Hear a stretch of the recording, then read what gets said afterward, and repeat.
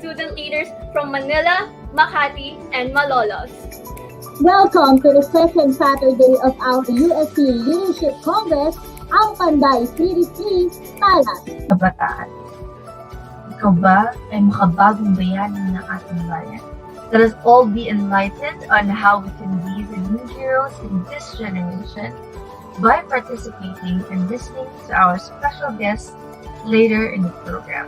Ladies and gentlemen, we are honored to have with us today Sir Richard M. Caballero. Let us give him a virtual round of applause.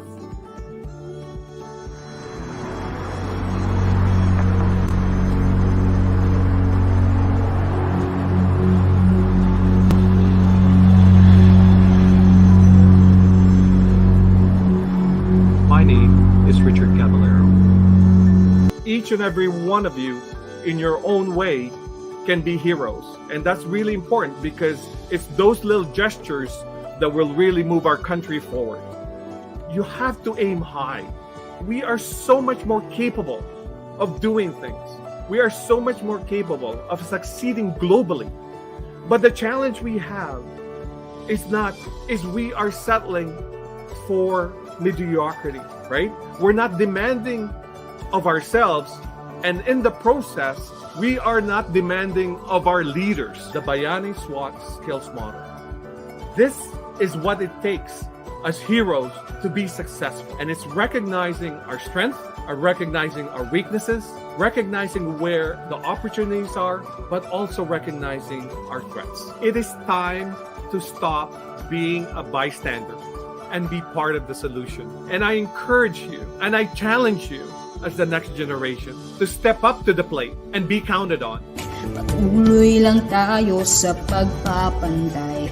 Nagwala sa Diyos ang sandat at gabay.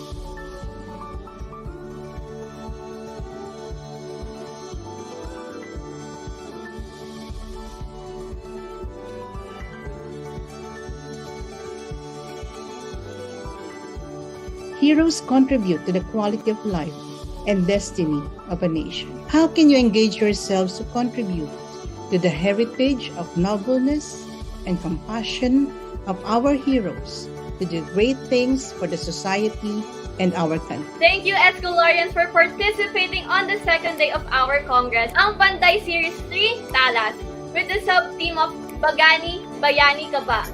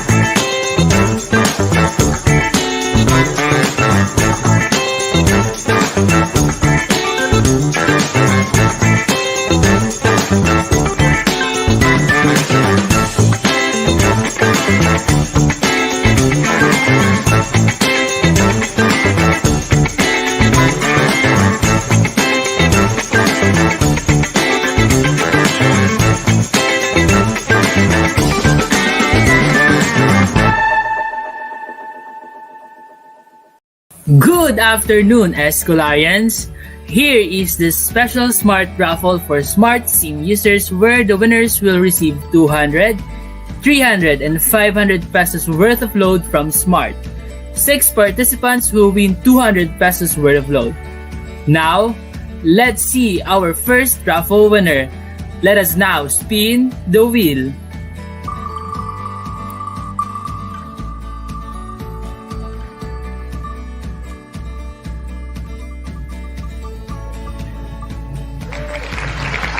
Congratulations to Marshall V. Galope III. And for our next winner, we have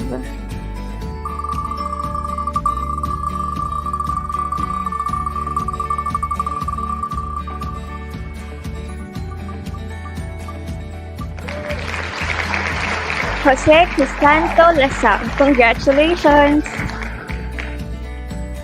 Next, we have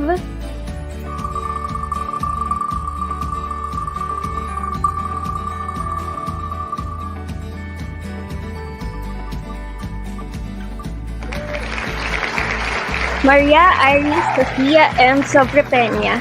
Thank you and congratulations! For the next winner, we have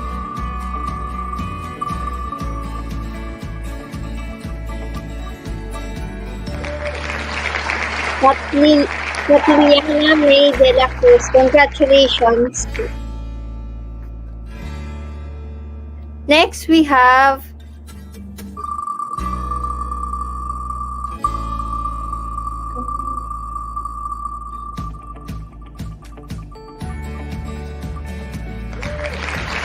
Martina Jean Michelle D. Marquez. Congratulations! And lastly, for the 200 pesos worth of load,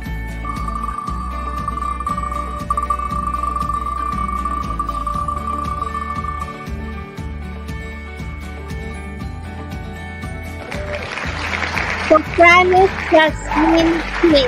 Congratulations to all winners of 200 pesos worth of load. For the next set, 6 winners will receive 300 pesos worth of load. Let's spin the wheel.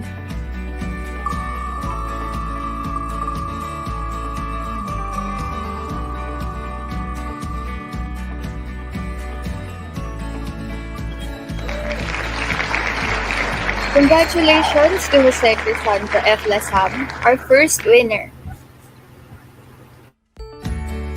For the next winner,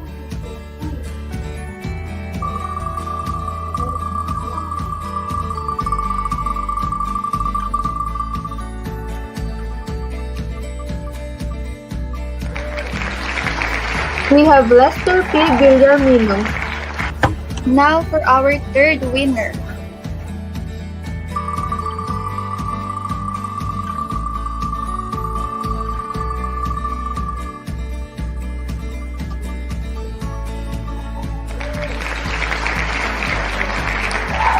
Congratulations to Sashanandani Kushiji. For our fourth winner,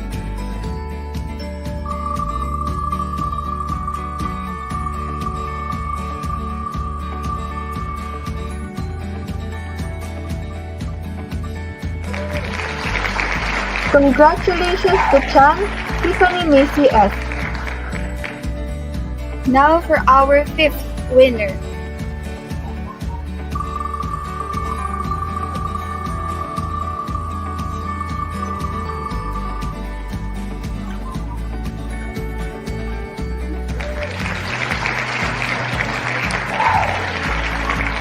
Congratulations to Cliana Nicole De Torres. For the last winner of 300 pesos worth of load,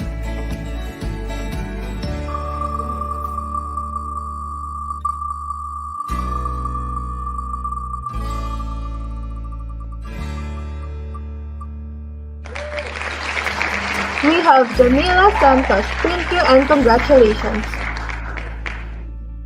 Lastly, for the final prize, only 4 winners will receive 500 pesos worth of load. Let's now spin the wheel.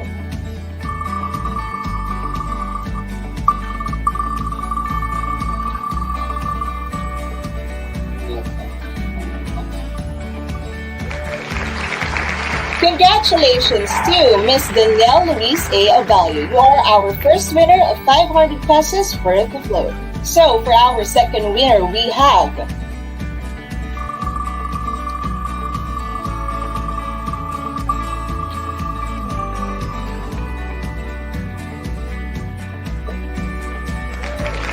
congratulations to Mr. Jason E. P. Bawalgo.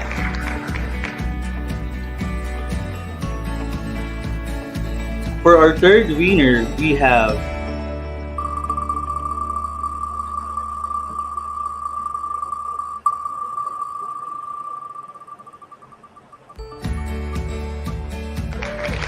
congratulations to Mr. Al Joseph R. Makatunggal. And lastly, for our last winner who will receive 500 pesos worth of load, we have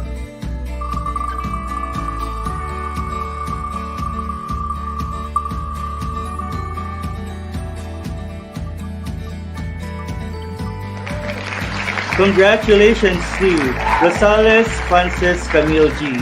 To all the winners, congratulations.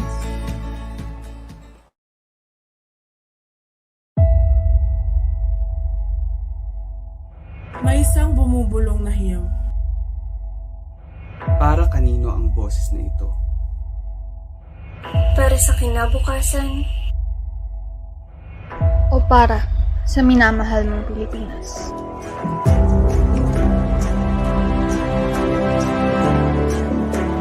Bayan. Nasional.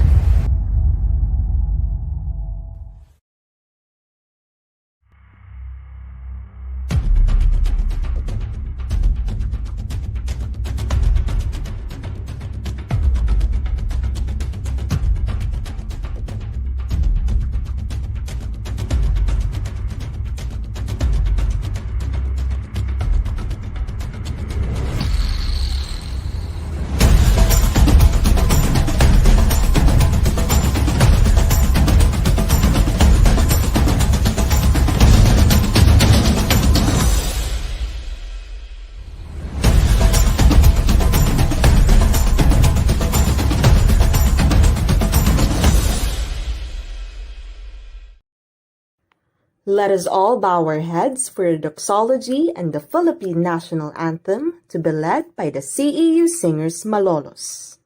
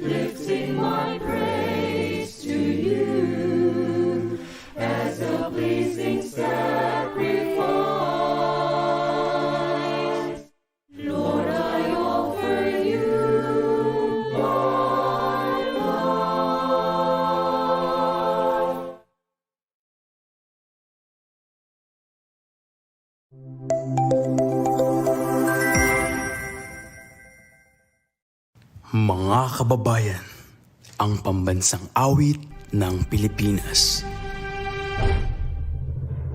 Bayang magiliw, pesta silanganan, alam ng puso, sa diboy buhay.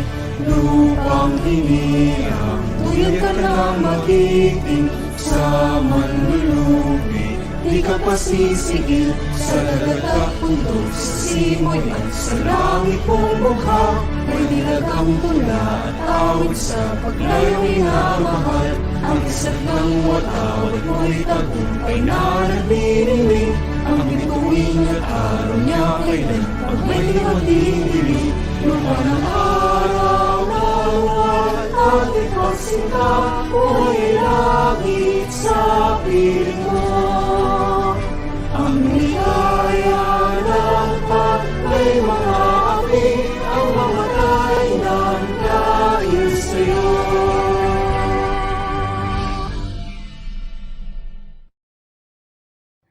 Get ready, Escolorians! The last day of the Leadership Congress 2021 is about to start. Let us now welcome our hosts for the third day of the Leadership Congress 2021, ang Panday Series 3, Talas, Miss Tiffany Macy Chan, and Mr. Ralph Jimel Tan Mariano.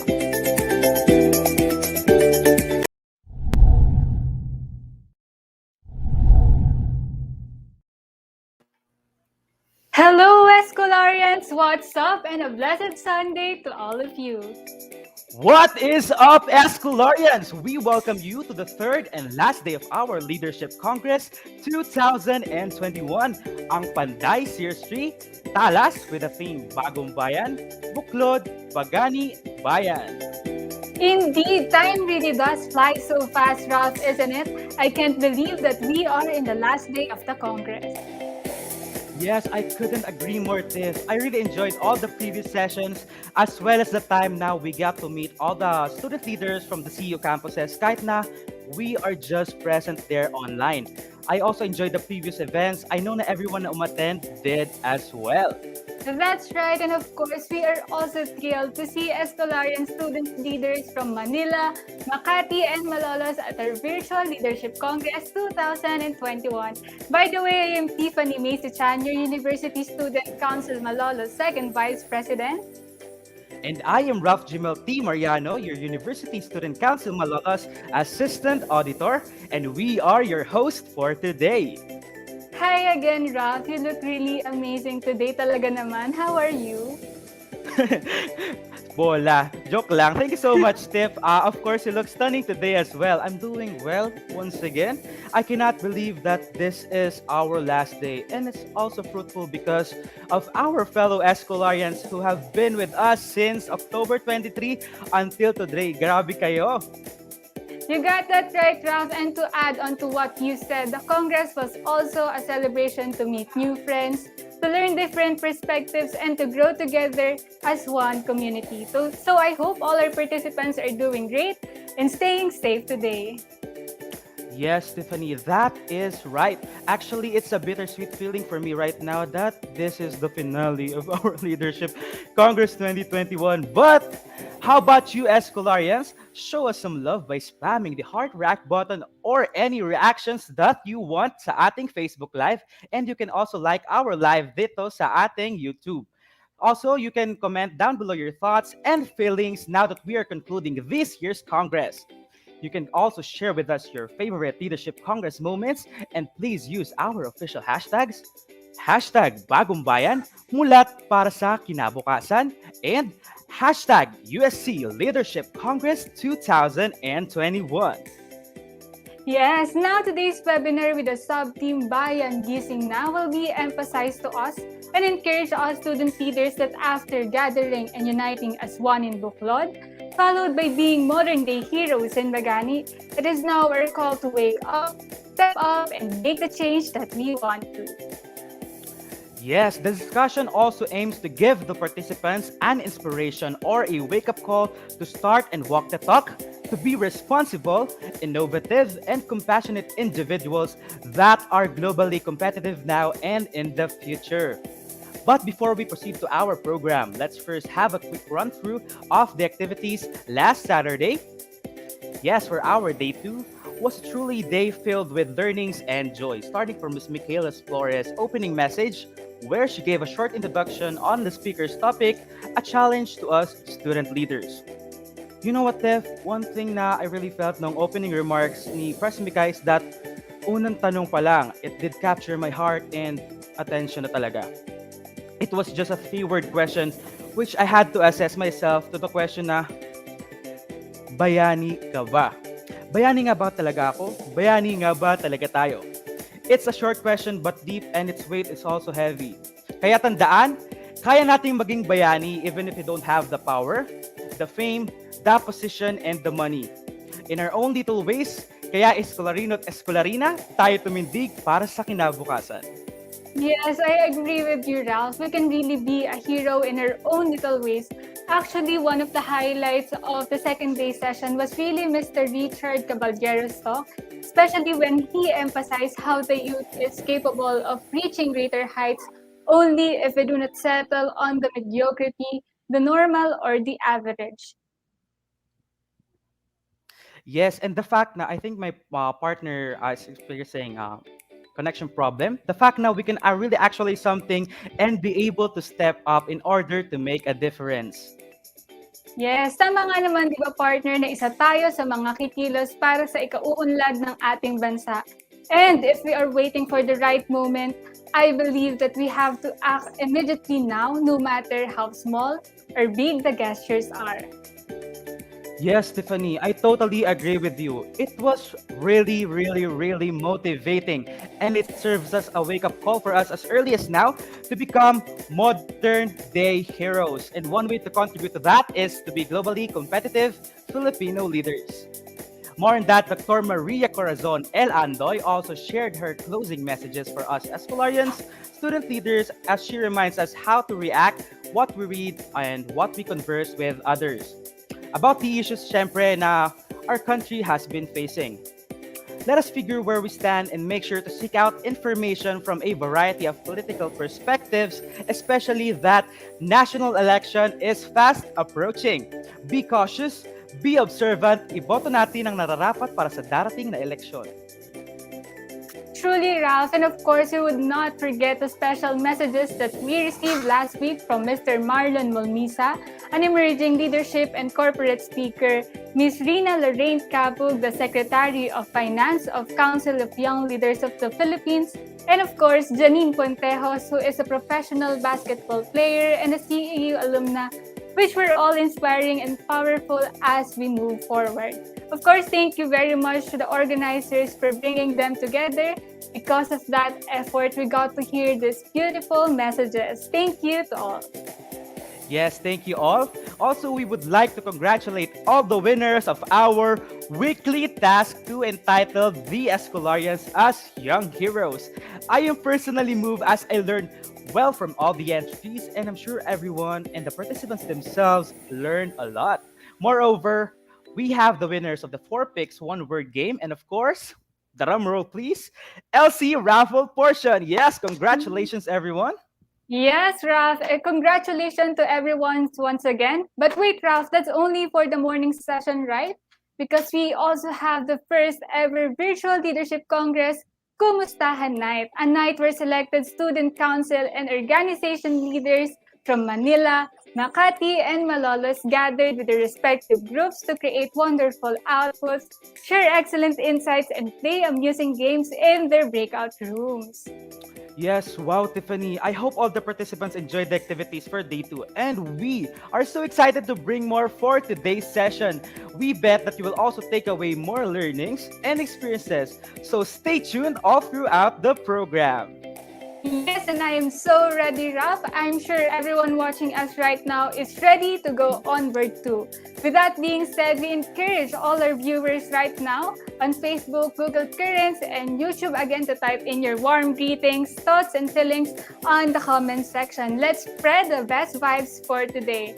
Do not forget to also use our official hashtags #BagumBayan mulat para sa kinabukasan and #USC Leadership Congress 2021. Of course, make sure to stay tuned for our daily raffle with a special smart raffle too, and get a chance to win prizes later in the program. Yes, all right everyone, ready na ba ang lahat to kickstart our event? May we introduce Miss Leon Marie Bibiola, the Coordinator for Student Activities and Services Section in CU Malolos, and also the USC Malolos Advisor, who will be giving us a remarkable opening message. Let's give her a round of applause.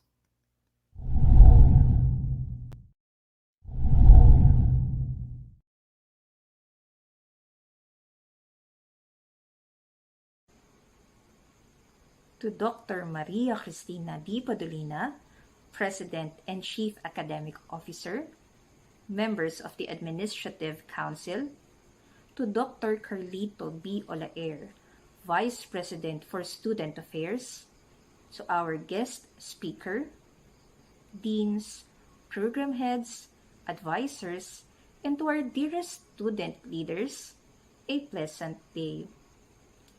During the first 2 days of this Leadership Congress, I am very sure that you have learned a lot from our speakers, from the role and importance of youth in the society, to effective leadership, to how to be modern-day heroes, and you were even challenged to do the 4 M's. Ang maniwala, magtiwala, matuto, to break the endless cycle upang makapagsimula muli. And now, as we are in the last day of this 3-day event, nais ko kayong tanungin, ano na ba ang nagawa mo? Di lamang para sa CEU, ngunit para na rin sa bayan. Isang katanungan hindi lamang para sa ating student leaders, ngunit pati na rin sa mga namumuno, sa ating mga guro, advisors, at sa ating mga sarili. Ano na nga ba ang nagawa natin? If we look around us, things are way different from the pre-pandemic times. I'm sure most of us have lost something along this rough fight against this pandemic. It might be a loved one, our livelihood, your dreams and aspirations. The economic growth of the country faltered, affecting the way of living of most households. News on deaths and corruptions had been a normal part of our days. Events that have affected our well-being in some ways. However, they say that there's always a ray of light at the end of every dark tunnel. But is waiting and knowing that there is a light at the end of this enough? Or would it be better if we help in bringing the light to the darkness? Muli, nais kitang tanungin, ano na nga ba ang nagawa mo? To the professors and advisors, I'd ask, what have we done to help these students? As Franklin Roosevelt said, and I quote, we cannot always build future for our youth, but we can build our youth for the future. Do we inspire them? Do we engage them? Listen to their suggestions and let them make decisions? Do we let them make mistakes and learn from them? Remember, these students, these youth, they are our future lawmakers, our future workforce, future professionals and leaders that will shape the next generations. And we as advisors, we play a very important and crucial role in shaping these students, these youth.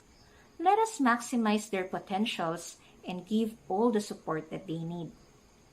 To our student leaders, you have a great influence among your peers and co-escolarians. This power of influence is one of the most important quality of being a leader. Without it, a leader isn't going to inspire action or drive success. Now ask yourselves, are you using or Are you abusing this power of influence? Are you being a part of the solution or of the problem? Ang pag-antay at pag-asa sa liwanag ay walang saysay kung tayo ay di mumulat sa kadiliman na ating kinalalagyan. Dahil ito'y parang paghihintay sa bayaning walang katiyakan ng pagdating. Tayo mismo, tayo dapat ang maging bayani ng ating bayan. Gamitin natin ang ating boses at impluwensya na ipinagkaloob sa atin upang iangat sa pagkakasadlak ang ating bansa. Huwag nating sayangin ang karapatan nating bumoto para maghalal ng mga taong taus-pusong maglilingkod di lamang para sa mga nasasakupan niya, ngunit pati na rin sa bayan.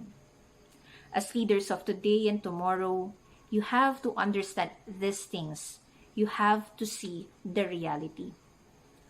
Find the courage to be of service, not just to your co-escolarians, but to your communities as well. Be the source of inspiration and the catalyst of change. Be the person of action and voice. Huwag lang nating pangarapin na makamit ang liwanag, bagkus ay gawin natin itong katotohanan. Escolarians, magkaisa. Bayan, gising na.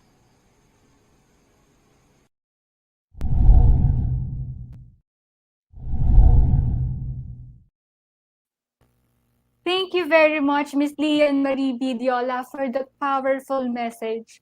And it is indeed true that we struggle during this sudden shift in our lives, but the youth will always fight for the proactive change and be the light for the campus and the nation in general. Yes, Escolarians, nandyan pa ba kayo? Kasi get excited because up next is a special video presentation by the CU Dramatic Guild. So, let's give them lots of virtual claps.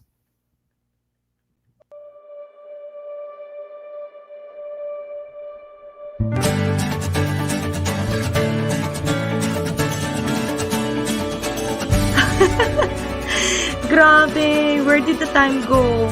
Nakakamiss mag-food trip anytime. Gumala after class. When kaya uli? Namimiss ko na sila.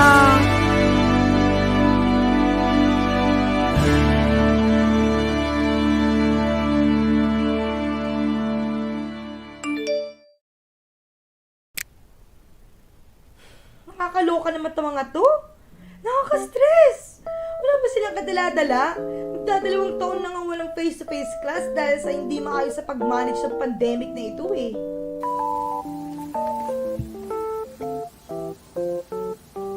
Ano to? Bigyan ng kalayaan ang bawat Pilipino na tumakbo para magsilbi sa bayan. Hindi kailangan edukasyon para sa eleksyon. Ang cute-cute talaga nila. Sige, bahala kayo dyan.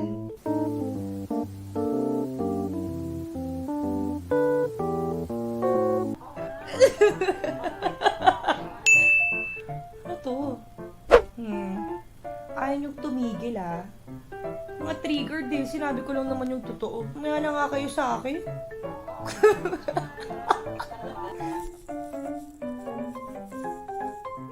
Palagi. Naku, matawagan na.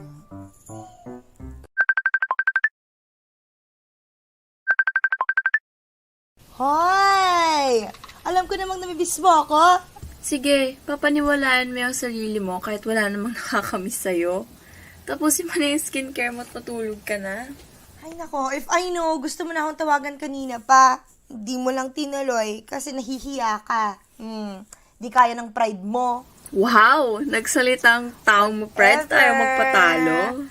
Pero girl, alam mo, may binili akong bagong serum. Tingnan mo to, oh. At in fairness, glowing talaga siya sa skin.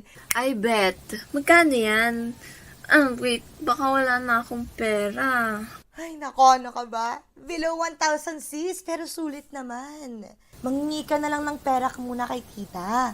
Minsan lang naman. Ay, naku girl, wag na. Utusan lang ako na magbura ng mga post ko. Oh, wag nang gigil. Nakakapangit ang stress. Kaya pala pangit ka. Excuse me?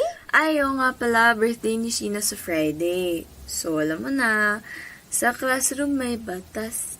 bawal lumabas, kaya virtually surprise na lang daw. Miss ko na talaga kayo, guys! I'm an ulirang friend! Ulirang friend din ako, kaya kung ako sa'yo, maghugas ka na ng mukha kasi babad na babad na yung mukha mo sa exfoliator. Ay? Wait, sige. Hi! Wag mo akong bababaan, ha?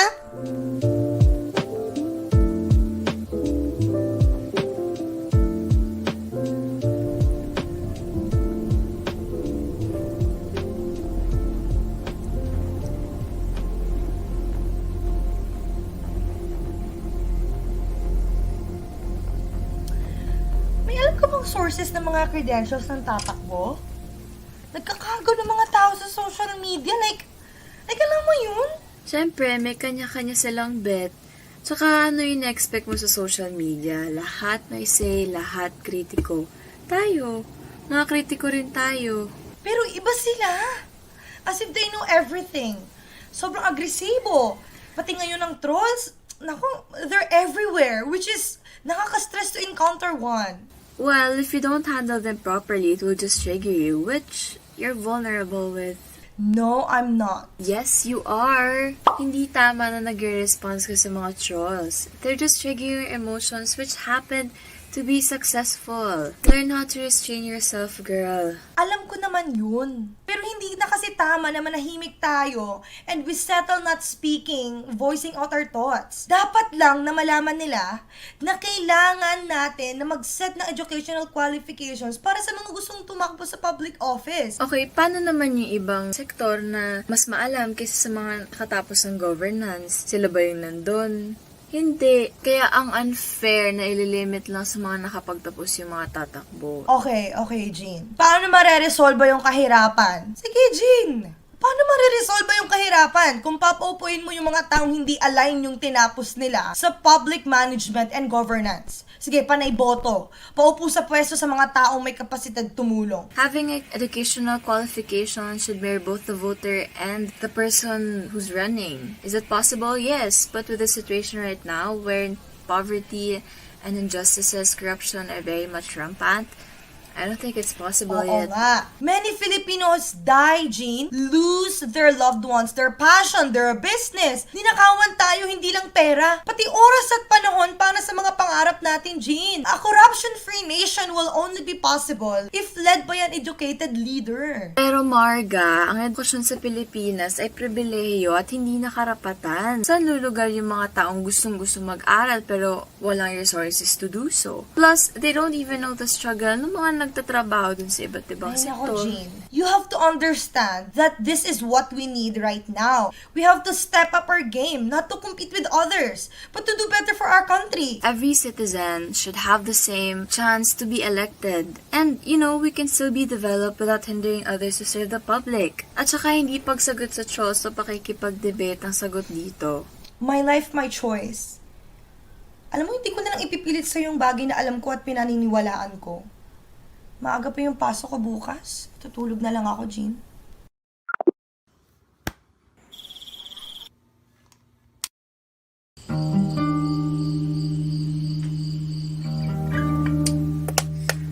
Kahit ba sa akin yun? Hindi niyo ba ako namimiss? Wala? Hindi niyo na ako pansinin forever.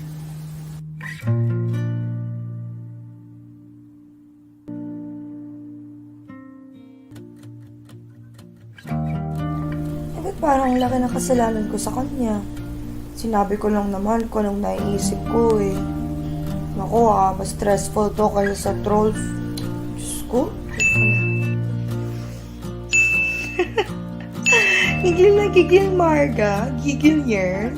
Panay banat ng walang source, hindi ko rin tuloy sila na-educate. Puro emosyon kasi pinairal ko, kaya hindi ko rin na-fulfill yung objectives ko. And I know I can do better than this. Hello! Gusto ko lang sabihin na happy birthday sa'yo, Sheena. Happy birthday, She! Love you! Guys, thank you sa mga nag-surprise sa akin ngayon. Sobrang blessed ko talaga sa inyo. Thank you everyone. Salamat sa mga nagpunta. Uuna na ako. Bye-bye! Mama. Bye-bye!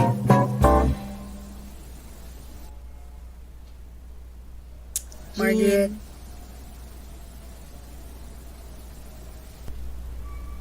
I'm sorry, Jean, for being too aggressive and emotional. I didn't mean to invalidate your feelings and thoughts, which, wala, intentionally ko nang nagawa.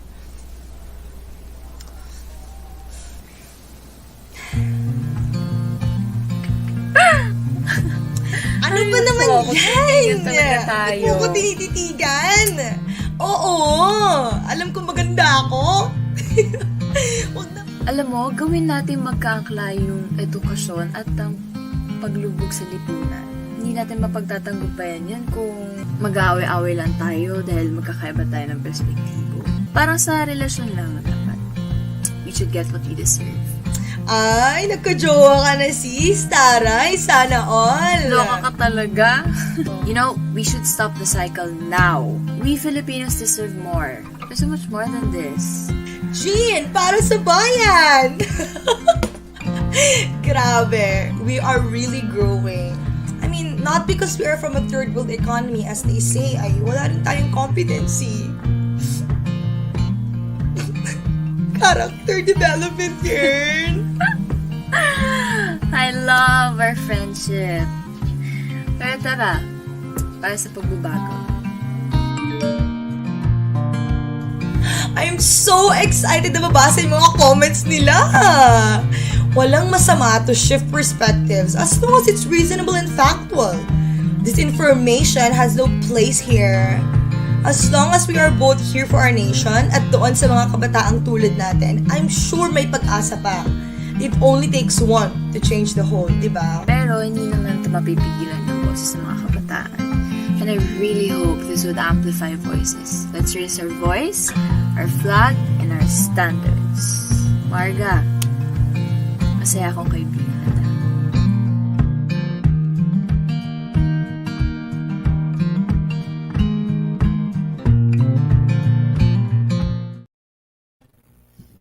Ayan, grabe naman yung Dramatic Guild. Thank you, Dramatic Guild, for that insightful video that you'd prepared for us. What a beautiful way to prepare us for the panel discussion. This is what we've all been waiting for. Let us now get right into our panel discussion for today. Allow me to introduce to you our panelists for the last day of our Leadership Congress 2021, ang Panday Series 3, Talas. Now for our first panelist is Miss Athena Sharon Presto, or you can call her Ash. She is an Ilocano sociologist taking up graduate studies in public policy at the National University, Singapore. Prior to joining the NUS, she taught sociology at the University of the Philippines, Diliman, where she took her bachelor's in sociology. Summa cum laude, grabe yun. Currently, Ms. Presto sits as an officer of various civil society and youth organizations, including Youth Against Sexual Harassment and the Young Southeast Asian Leaders Initiative. Wow, grabe naman yun. But also, we have our second panelist for today, Mr. Emil Tapnio. He currently serves as the Youth Leadership Development Socialist at the Asia Foundation. Concurrently, he leads the technical team of the Youth Leadership for Democracy program. Right after earning a degree in public administration from the University of the Philippines, Diliman, Mr. Emil has championed innovative leadership in the development sector. Also, he was appointed as one of the global ambassadors of the International Young Leaders Assembly at the United Nations headquarters in New York City. Grabe. Ito naman, last but not the least, of course, we also have joining here our panel discussion, Ms. Norain Muhammad, or fondly called Ninyay. She is a licensed professional teacher, youth mentor, speaker, philanthropist, Maranao culture enthusiast, and well-known advocate of social and political development works such as youth and women empowerment, peace building, education, good governance, and leadership. And she is also the presiding president of the first Renao Youth Parliament of the province of Lanao del Sur. Also, she's a co-founder and president of Movement of Progressive Youth Leaders and the spokesperson of Alliance for Bangsamoro Youth Organization. Yes. Also, everyone, this panel discussion will be moderated by Mr. Emmanuel Joshua G. Fajardo, USC Malola's first Vice President, and Ms. Pamela Grace C. Corpus, USC Manila first Vice President. So without further ado, Escolarians, let's all welcome our panelists for today, Ms. Athena Sharan Presto, Mr. Emil Tapnio, and Ms. Ninyay Ahmad Muhammad. Let us give them a virtual round of applause.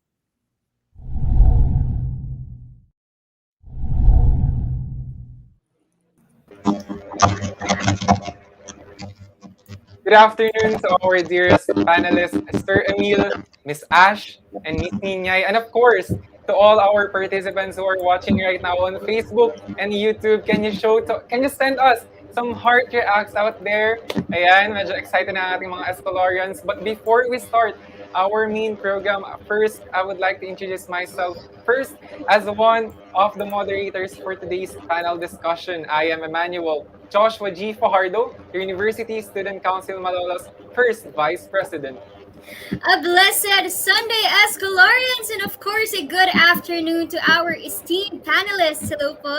I am Pamela Grace C. Corpus, the University Student Council Manila First Vice President, and I will join EJ here as one of the moderators for our session today. Again, it's so nice to meet you po, Miss Ash, Miss Ninyay, and Sir Emil. We are very excited to moderate this discussion with you guys, especially since this is the first time for us to have a panel discussion in our virtual leadership congress. I agree, Pam. We are truly honored to have this time with our dear panelists and to open our perspectives more in this discussion. And I am sure that our participants who are watching right now are also looking forward to learning more and hearing different perspectives in this session. For today's panel discussion, we will focus on sharpening the youth to be a source of change in our country, particularly during this crucial and essential time for our democratic processes. That is right, EJ. And also, this discussion aims to call student leaders and the youth towards taking an action collectively while also reminding ourselves of our impact as individuals. Hopefully, the insights during the session will help us contribute to a more progressive country.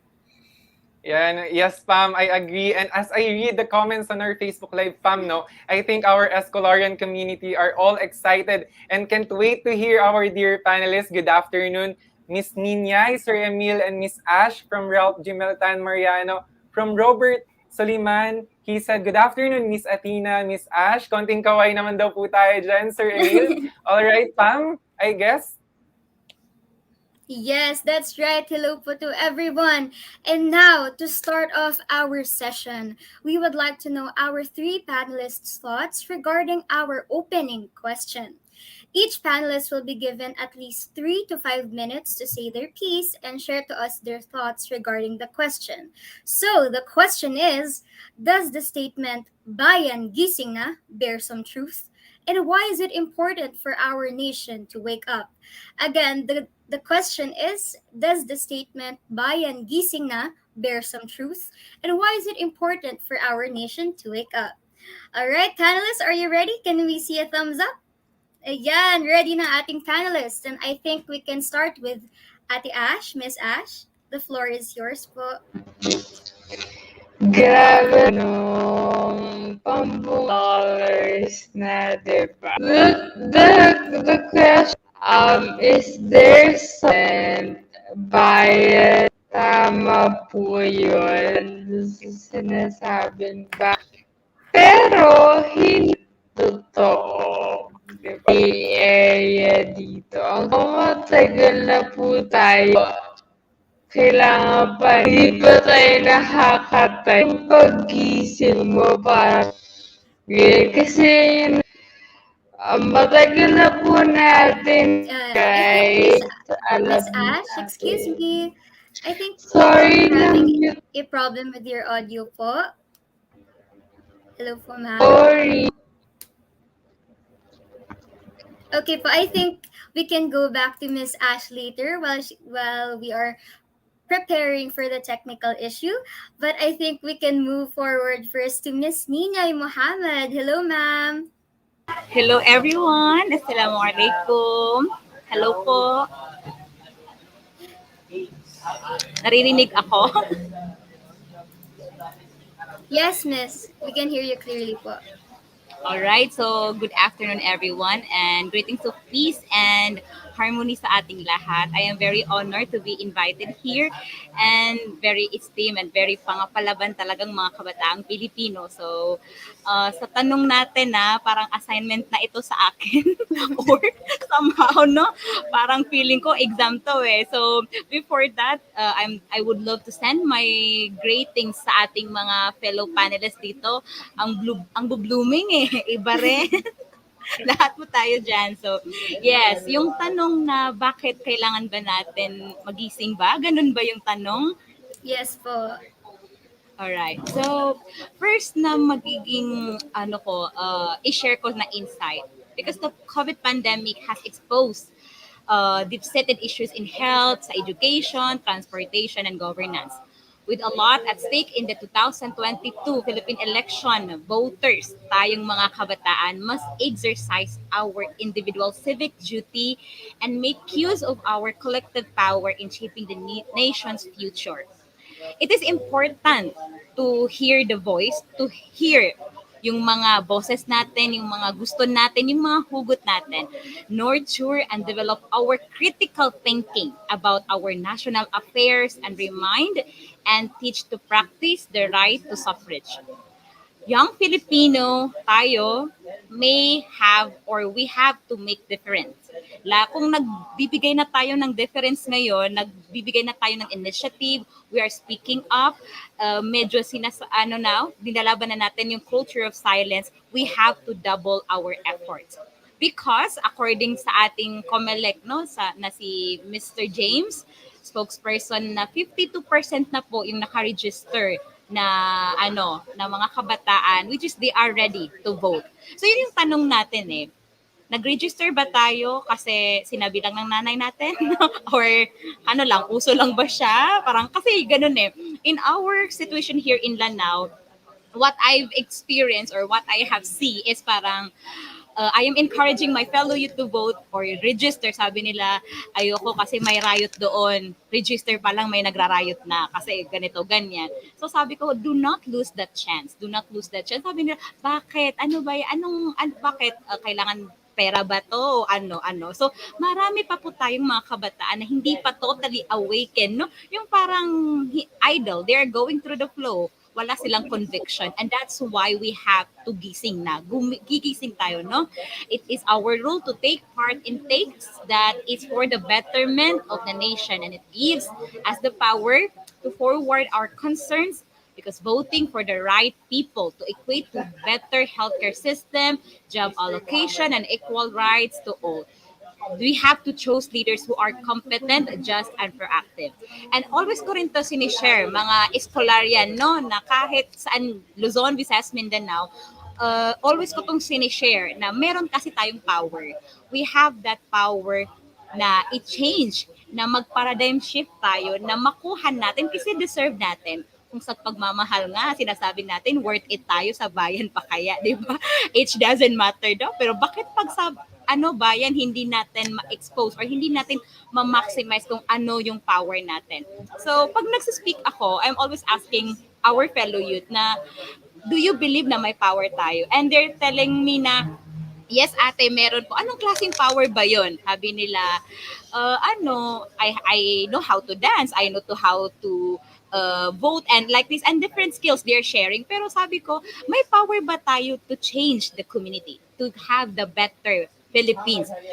And sabi nila, oo, meron, pero hindi pa daw gaano. So, kailan natin yan? Sabi nila right time. So, kailan ang right time? That is the question actually that we have to embody or instill man lang na kailan pala yung right time na magle-let go ka or magmamahal ka or ano ba? Kailan ba yan? So, power, I would love to really share this sa tanong na we have that power. Hindi ba to na Darna, lilipad? Hindi gan. Power. P stands for purpose. Our role we are accountable, we are responsible to change the world. Hindi lang yung Pilipinas, but this world, we have that purpose kasi. In Islamic perspective, if there's a Universal Declaration of Human Rights, we have also the Cairo Human Rights Declaration year 1990. So nandoon sa article namin, as a Muslim, as I am representing it, we are mandated to advocate what is right and to propagate, to go against to the evil doings. So we are accountable. We always check our intention. Why we really need to vote? Why we have to get engaged in our community? Because we have that purpose. And in our religion, when we do that kind of things, we have to be responsible on it, makakakuha kami ng reward namin from our God. So I think we really need to do that. Regardless of religion what we have, regardless of anong kultura mo, we have to believe na may purpose tayo. So for that power, we have that opportunities kasi. Ang daming, sayang yung chance kung matutulog pa tayo, no? Sayang yung chance na marami pang mga leaders, mga youth champions na they believe in us. So if you will not to grab that chance, so sayang, no? So we have that opportunities. And of course, opportunities, kailangan natin magkaisa. We have to be united. Kasi hindi pwedeng gising ka, ako tulog. So paano? Walang collaborative. Hindi siya nare-reciprocate. So we have to do that. And empathy, we need to understand, regardless kung ano man yung social status natin, kailangan natin mag-share ng empathy na hindi lahat ng tao is may access. Hindi lahat ng tao is privileged to vote, or kasi merong mga walang choice daw kaya kumukuha na lang ng pera or hindi na lang bumoboto to silence the family and everything, no? So we have that, no? And remembrance, ang pangit naman kung mamamatay tayo tapos wala tayong remembrance sa ating community, di ba? Sayang yon. So we have to leave legacy. We have to share remembrance. Kasi forever yun na nagbibigay ng reward sa atin. And sa Islam kasi, yun rin yung sa amin. That's why we are mandated to advocate what is right, because kailangan namin mag-leave ng remembrance. And I'm always saying this also to our fellow youth. If there's something na quote na naririnig natin na to see is to believe, I'm always trying to share, to believe is to see. We just need to believe to our potential. We are capable to change the world. Kailangan lang natin maniwala na ang isang boto, lalo na sa forthcoming election na to, this 2022, we have that power to change, and we have that power, we have that contribution to make the Philippines better. And I think ang last na rin na i-share ko is yung kailangan magigising tayo in a moral way, in a wise way, and of course, may konsensya. Hindi pwedeng gising ka pero bulag ka naman sa mga katotohanan. You're sharing fake news. Hindi. We have to be moral, we have to be wise, and of course, let us uplift our konsensya as a better person. And I think that would be my takeaways po sa inyo. Thank you so much. Thank you very much, Ms. Ninyay Mahamad, for emphasizing the word power to the Escolarian community. But before we proceed to Ms. Ash, I guess she needs to correct herself more. Let's go with Sir Emil. Magandang hapon, mga Escolarian. Can you hear me well? Yes? Okay, all right. So, before ako mag-share ng aking thoughts, I'll give you some sort of story when I was a kid, okay? Nung ako'y 10 taong gulang pa lamang, nabigyan ako ng pagkakataon na magsalita sa harap ng mga kababayan ko sa Sorsogon. Bicolano ako, taga Sorsogon. So that was way back in 1992 presidential election. So may mga tumuno ng mga kandidato sa pagkapresidente sa aming bayan sa Bicol, at naghahanap sila ng bata na magsasalita tungkol sa virtues of leadership, citizen engagement, and good governance. At yun nga, naatasan ako ng honor and responsibility na yon. So, iniisip ko, bakit ako isang apo ng isang magsasaka, anak ng gobyerno, naman at wala kami kapangyarihan. Siguro naisip ko na lang na dahil matas ako magsalita ng Bicolano, Filipino at Ingles, kaya ako ang napili nila. Ngayon, habang ako'y nasa likod ng entablado or ng stage, ready to get on board, nilapitan ako ng isang lalaki na kandidato. Yung kandidatong yun actually namatay na siya, but I would consider him as one of the greatest statesmen that the Philippines had. So sabi niya sa akin, huwag kakabahan. Ang rason kung bakit pinili namin ang batang tulad mo na magsalita sa harap ng audience na mga matanda, magsasaka, mangingisda, kababaihan, at mga may kapansanan, mga kapwa kabataan, ay dahil sabi nga nila, hindi daw nagsasinungaling ang mga kabataan. So may kapangyarihan daw tayo na kabataan na nawawala na as you age. So years after, when I became a youth leader myself, I've always kept that lesson close to me. The power is in the hands of the youth para gisingin, yugyugin, o tapikin ang natutulog na pwersa ng kabataan ng ating bayan. At sobrang apt ito sa topic natin this afternoon, and gising.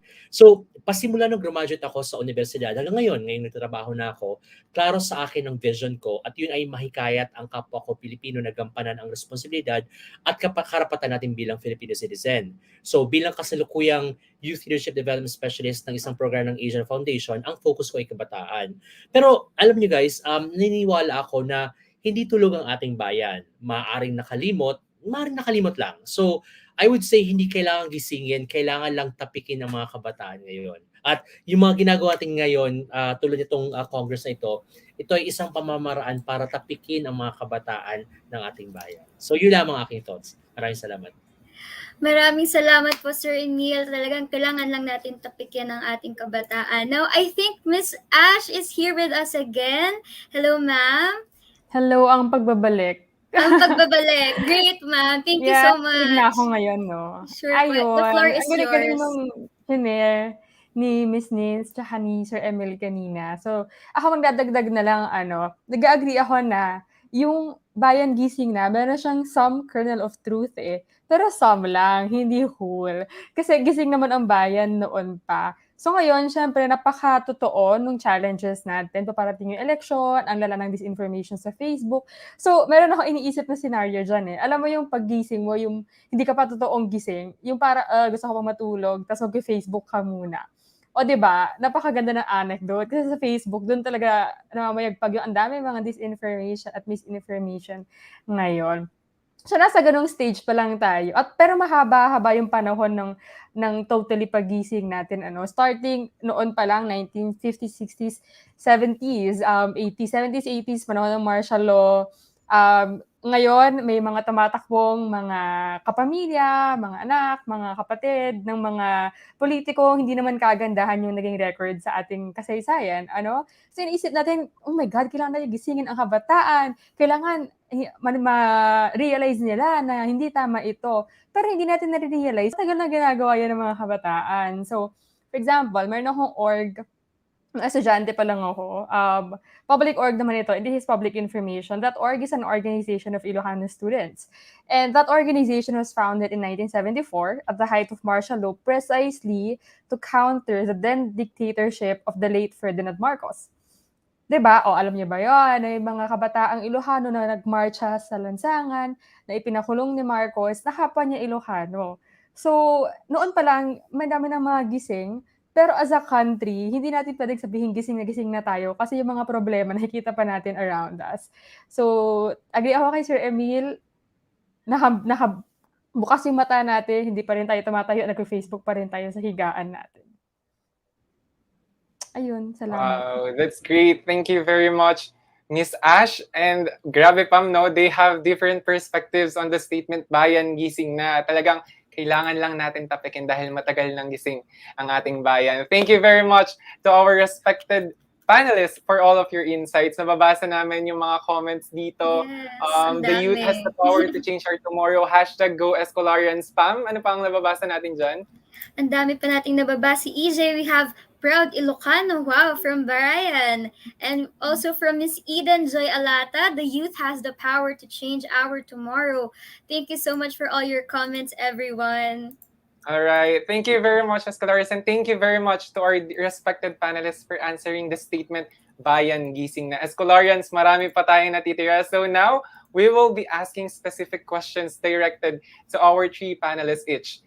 You will be given enough time to answer and elaborate. Then we will move on to the general questions that all the panelists can answer. Yes, and more on that, EJ, there will also be an open forum segment during our discussion where we will entertain special questions coming from the participants through the comment sections in Facebook and in YouTube. So to everyone watching, you can prepare your questions now as we go through the discussion and interact with our panelists as well. So to our august panelists, are you guys ready once again? Ayan, thumbs up po tayo ulit! Ayan, ready Game! na ang ating Laban! panelists. Laban! Ayan, meron ako narinig, Pam. Laban, sabi ni Sir Emil. At dahil sinabi ni Sir Emil na laban, Sir Emil, let's start with you. Go! Ayan. Good afternoon po once again, Sir Emil. How are you po? Okay naman, okay naman. Okay Masaya ako naman po. nandito Ayan. ako. I just want to ask po, Sir Emil, since you are part of the different organizations, can you share to us some organizations that you are in for the Escolarians to know kung ano po yung mga organizations na yan? Well, right now I'm part of the Asia Foundation, where I'm working. Yeah, with a program called Youth Leadership for Democracy. Ang focus namin talaga is to encourage more Filipino youth to take part in political participation or democratic governance. Among dyan is ang pagboto, pag-register pagboto. So, yun, ginagawa namin yan. It's a 5-year program actually, which started last year. And ang height nito is the upcoming elections. So right now, we're pivoting towards voters education. Katulad din yung mga estudyante, I was also an active student nung ako'y nasa kolehiyo pa. I have 13 organizations noon. Ang wala lang ako ay wala lang akong religious organization. So meron akong sports org, academic org, marami. So active akong estudyante nung time na yon.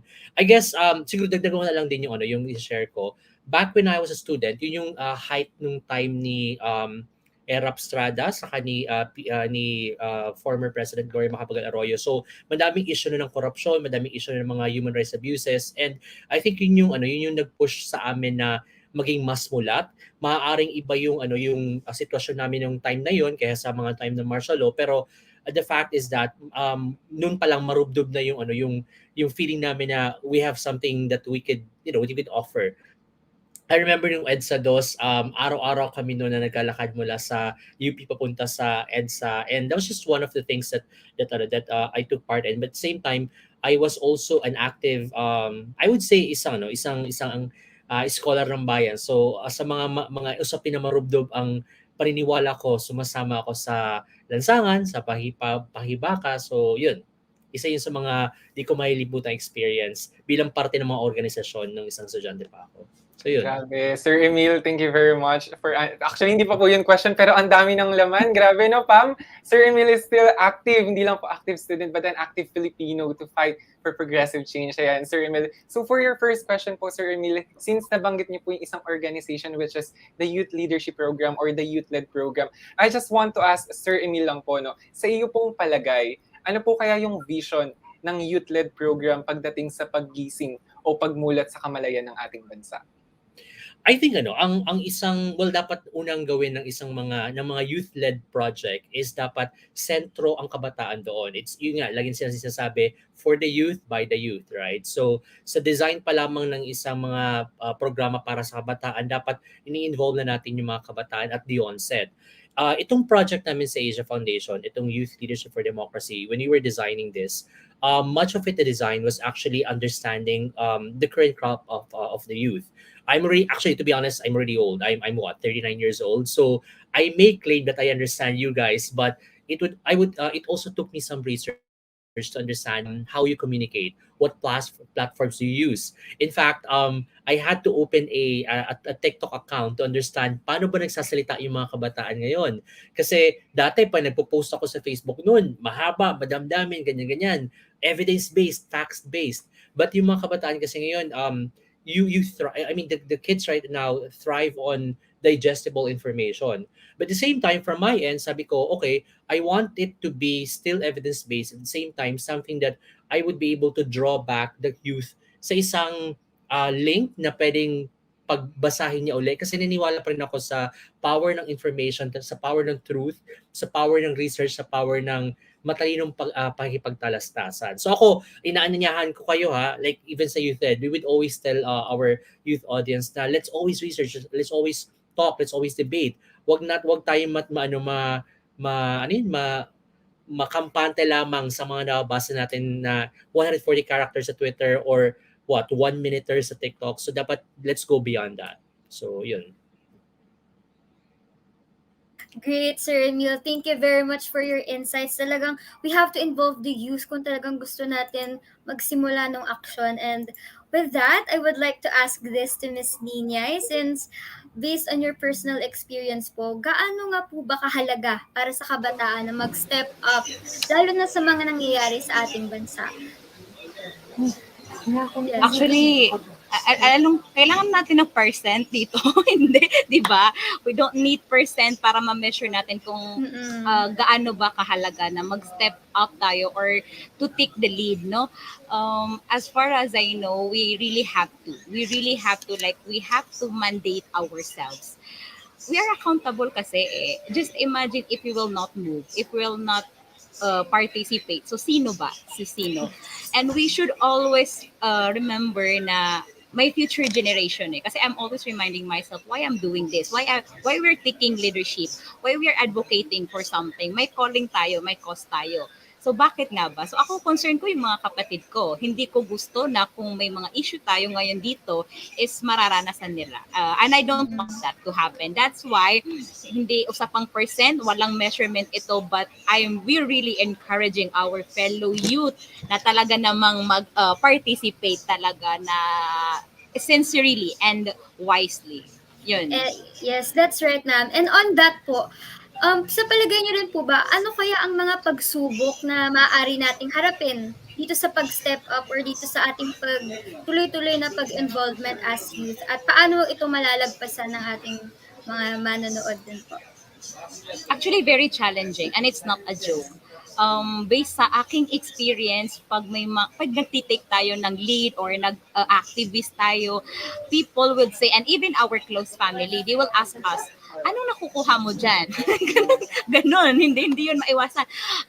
Volunteer lang ba yan? Kasi nakakapagod eh. Nagrarally tayo, tapos sasabihin nila, magkano bayad sa inyo? And nangyayari yun dito. So, isa sa mga challenge na yun is yung mismo na family natin or yung mga kakilala natin, hindi sila naniniwala sa'yo. Diba? And that is very painful sa ating side, no? Isa rin na challenge sa bilang kabataan. And I really hope na tayo'y maging moral talaga, na alam natin kung ano yung tinatrack natin. We should always ask ourselves if we are in the right track, if we're in the right boat. Kasi ako, as a Muslim, I'm always reminding myself na dapat hindi ako mag-go against kung ano yung sa amin. Diba? I always have to remind ourselves na dapat yung in-advocate ko is based sa aking beliefs. And aside from that, kailangan meron akong track na pina-follow. Challenge rin yung sa social media yung kanina na na-share na kailangan pag-aralan kung ano ba yung language natin, lalo na sa mga pagka-campaign ngayon, kung ano ba yung mga strategies. Kasi ang dami, while I'm watching the special video kanina, nakarelate ako doon sa kahit anong kandidato mo. So sige, at least we are friends. Mas pipiliin kita. Okay? So, isa yun sa mga challenges kasi nag-aaway-away na. So sana, no, kunting advice lang rin, not because I am one of your panel, but as a young people rin, we have to be responsible. Let's engage to a healthy discussion. Iwasan natin yung toxic.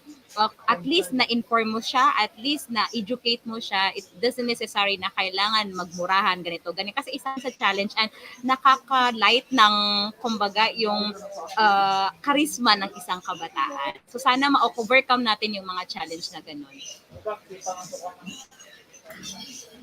Alright, Miss Nina, thank you so much for your insights po. I think we can move on from... Thank you, Miss Nina. EJ? Thank you very much, Miss Nina. You know, that yes po, I agree na actually we don't need the percent to take a lead, but we really have to, and we really have to mandate ourselves. So thank you for that, Miss Nina. And since napag-usapan na rin po natin when it comes to having a healthy conversation, as we all know, the youth right now is halos nasa social media, mapa-Facebook, mapa-Twitter man yan. So I would like to address this question lang po to Miss Ash Presto. Good day, ma'am. I hope po you're doing well. Ayan, okay na rin po ang ating mic. Wala na pong namumute-mute, no? Okay na po tayo, ma'am. Okay, Miss Ash, I just want to ask this question lang po. As a sociologist po, what advice can you give to us as a citizens of this nation to utilize the social media platform to amplify the voices of the people? And for the follow-up na rin po, how does social media actually impact the young Filipinos to take an action for change? Go ahead, Miss Ash. Ayan, sabi niya go ahead, na-pressure ako doon sa sabi ng go ahead. Kasi sabi niya hindi siya magbibigay ng percent, ako magbibigay ako ng percent. 100%. 100% ng buhay mo ay apektado ng politika. So whether you like it or not, lahat ng mga mahahalaga sa buhay mo ay nakaangkla sa susunod na eleksyon. Gusto mong magmahal? Gusto mong ligawan yung gusto mong ligawan? Gusto mong kumain ng gandong pagkain? Gusto mong matulog ng 8 hours a day? Gusto mong uminom ng juice? Lahat yan konektado sa politika. So for example, gusto mong magmahal? Parehas kayo ng kasarian. Paano manalo yung homophobic? Gusto mong kumain ng masarap? Paano kung manalo yung taong wala namang napatunayan pa at wala namang ginawa nung nakaupo siya noong hindi pa siya 3 beses sa talo, di ba? So, lahat ng mga meron ka sa buhay, nakaangkla dun sa mga mangyayari especially in the coming elections, no? At ang social media, in terms of what's to come, is a huge, huge battleground. We see that today at this very moment. Okay? Sasabihin ko sa inyo, iparali tayong mga kabataan makilahok sa eleksyon. Kasi ako, kabataan ako, kaka-18 ko lang kahapon eh. Di ba? Maniniwala ba kayo sa akin? Di ba? Syempre, hindi. So, lahat ng mga nakikita niyo sa Facebook, whether or not, gaano sila credible tignan, kailangan isipin niyo sa sarili niyo, naniniwala ba ako dito? Parang hindi totoo. Gaya nung ginawa niyo sa akin kanina, kasi hindi ako 18, kaka-19 ko lang. So, ang una-una dyan, recognize that social media is a huge battleground. Sometimes, we have a tendency to outright say, social media lang yan. Wala naman yung bearing sa totoong buhay, but no. Nakikita natin, social media keeps us afloat, even during this pandemic. Social media determined how the 2010 presidential elections turned out, how the President Noynoy Aquino back then was able to utilize Facebook, and how the 2016 elections also got influenced by social media, and how the 2020 elections will be more so influenced by social media. So, una dyan, recognize the power of social media. Second ay be wary of disinformation. Third, nasabi na to ni Miss Ninyay kanina. Maraming salamat, Miss Ninyay, sa pag-comprehensively explain kung bakit kailangan natin mag-engage ever so respectfully sa ating mga kakilala sa Facebook. But also, I would have to put a caveat here. But, sometimes we tend to put 100% of ourselves out there. Sabi nga ni Miss Ninya kanina, hindi mo kailangang ibigay 100% mo. Okay? Hindi natin kaya yon. Magtira ka para sa sarili mo. Kasi if 100% ka lagi, mapapagod at mapapagod ka. You have to conserve your energy. You have to make sure that you are engaging other people in a respectful manner in terms of, your interaction with them, and in terms of how they interact with you as a person. Kasi meron talaga mga tao, let's admit it, solid na talaga yung boto. So, hindi mo na talaga sila papaniwalaan. Ang mangyayari lang dyan, mas ihaharas ka lang. And I've had personal experiences of that. I've had to block some people who had to disrespect me in a way that I never did to anybody, in a way that my conversations with them never merited. So, engage respectfully, but also know your boundaries. Protect your mental health. Alagaan mo sarili mo. And lastly, very importantly, you have to find kindred spirits. Diba? Kailangan mong maghanap ng mga kapatid. Sabi ni Miss Ninyay kanina, kailangan mong maghanap ng mga taong may kinig sa'yo. Diba? Gaya nung ginawa nila kay Sir Emil noong bata pa siya. At itong community na to, ito yung magsusustain sa'yo.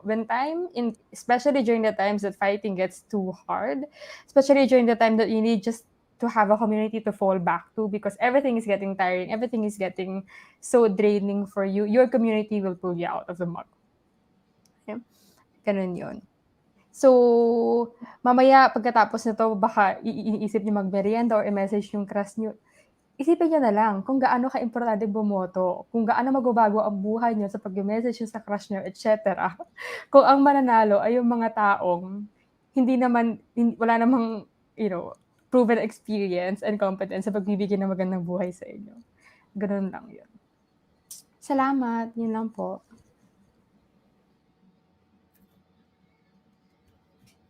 Alright, thank you very much, Miss Nina. Can we ask for a follow-up question for our 3 panelists? But let's start with Miss Ash na po.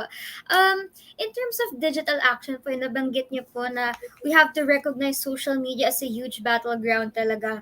But the question is, Since this is the youth's best option in contributing to change right now, are there still any other ways for us to step up or to take an action with regard to the current issues and challenges that our country is facing besides social media po? Especially during this pandemic, ma'am. Yes, of course. So we, of course, start with people who are close to us.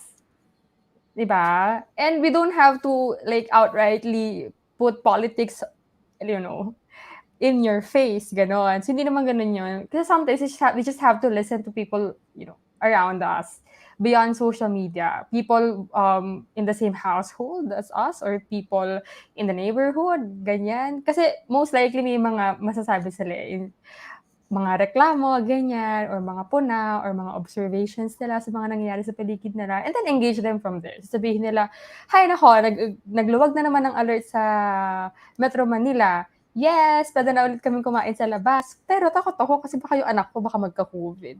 Sabihin mo, oo nga po alam mo ba na ganyan tayo kasi hanggang ngayon, hindi pa rin fully utilized yung mga bakuna, or alam niyo po ba na ngayon hindi pa rin et cetera, ganyan. So, you just approach people close to you in terms of, what they feel. Okay? Lagi itong sinasabi dun sa mga kausap ko, start from your own pook. Pook in English ay start from your area. Blackpink ka, girl. Start from your area and then expand from there. And of course, you Yes. always have to speak to people from your heart. So kung sa ano yung malapit sa inyong dalawa, ano yung malapit sa puso mo, ano yung malapit sa puso niya. Kasi wala ka namang ibang mahahamig na ibang tao kung hindi mo sila kakausapin in terms of the things that are important to them. Okay? Agree, miss. Agree, Ate Ash. Tama-tama. And on that, I can see Sir Emil kasi tumatango si Sir Emil. I think you have anything to add, sir? Yeah, of course, yeah. Before ako sumagot pala, batiin ko lang yung dalawang Bicolano na bumate, si Robert Soliman sa si Ralph Mariano. Di ba feeling pero marahay na hapon sa Indoga boss. Okay, I'm actually currently in Manila right now, but the past 5 months, I was based in Bicol, primarily because I was taking care of my sick mom. But in answer to your question kay Ash, doon ko actually na-realize na pag sisimulan mo yung mga tao na kapalibot sa iyo, ma-realize mo na you don't necessarily share the same opinion. At maganda na yung sphere of influence mo, yung muna yung unahin mo. Okay? I thought na kasi yung palagay ang loob ko kasi na parang akala ko, si mama, kapatid ko, same kami ng pag-iisip. Pero hindi eh. You're actually surprised na may pagkakaiba. So, if you want a change talaga that you want, to happen, you have to start within your sphere of influence. At huwag kang mahiya na gamitin ang language na alam nila. So, for example, yung mama ko, she would always refer to history. So sinimula sa history ng mga nakaraan ng mga pangulo. Yung kapatid ko naman ang usapin niya na gusto is lagi mas sa relationship. Kaya gusto ko yung example ni Ash kanina na everything's political, 'di ba? Tama ka. Pag hindi kung ang leader na nahalal ay hindi paras ng niloklok mo, hindi mag-move forward yung same vision na naisip mo para sa iyo at na ginagawa nila para sa bayan. I'll give you an example. So I started working in Asia Foundation actually back in 2010. At the time, ang usapin nun was about human rights, right? So matunog yun nung time ni Gloria Macapagal-Arroyo. We were doing a lot of development programs with the government as well as with the civil society. Now, it was also assisted nung nag-change ng administration nung time naman ni Pinoy. At the time medyo kumonting human rights violations pero andun pa rin siya. Pero nung pumasok na yung current administration, they don't necessarily share our vision on pagbibigay ng garantiya sa karapatang pantao. So medyo hindi umusbong yung mga programa namin. So ito yung sinasabi ni Ash kanina na talagang sinususugan ko na yung ginagawa natin sa personal, sa professional na buhay, it would be heavily affected depende sa mga taong nailuklok natin sa gobyerno, right? But of course, sa usapin ng demokrasya, you would always follow what the majority would say. Pero tayo bilang kabataan, dapat alam natin na maging critical tayo sa pag-iisip, dapat alam natin yung mga sinasabi natin, may mga pinaghuhugutan tayo ng tama. So yun, para naman yung voice natin is nasa tamang landas, kumbaga. So there. Robert Soliman, oragon kita. Yan, pakita ko sa may tattoo pala ako. It says Uragon. Ayan, no? So, yun lang aking point pala. Thank you very much, Sir Emil and Miss Ash, for answering that question. Since medyo nagkakaroon po ng technical difficulties or problems sa internet connection si Miss Ninyay Mohammed, we'll get back to her later po. But we Yes, will since go it's into normal naman. Yes, it is normal that we are in a new normal setup right now, Pam. So I guess we'll now proceed to the next question. Since nabanggit din po ni Miss Ash and ni Sir Emil na social media talaga ang isa sa pinaka-platform that the youth is using right now, especially ngayon na nasa pandemic tayo, social media lang ang ginagamit natin for communication. I just want to ask lang po siguro, balik po muna tayo kay Miss Ash before ulit kay Sir Emil. Baka sabihin ni Sir Emil, dinediretso natin siya, Pam. Okay? So balik tayo kay Miss Bakit Ash. daw binabartagol si Sir Emil? Hindi po. Balik muna tayo ulit sa'yo, Miss Ash. Later, Sir Emil, ikaw po ulit ang next natin. Pero we'll also wait for Miss Ninya. Okay, Miss Ash, there are terms po like banawagon or nakikisabay sa uso or the influence of the conversations in social media. Ask ko lang po, how do these actually affect the Filipino users on a healthy discussion, especially in politics and society? Sa tingin niyo po, maapektuhan po kaya ang pagiging united natin as a Filipinos?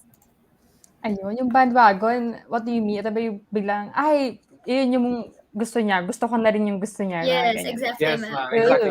Okay, so this is going to be a complicated case.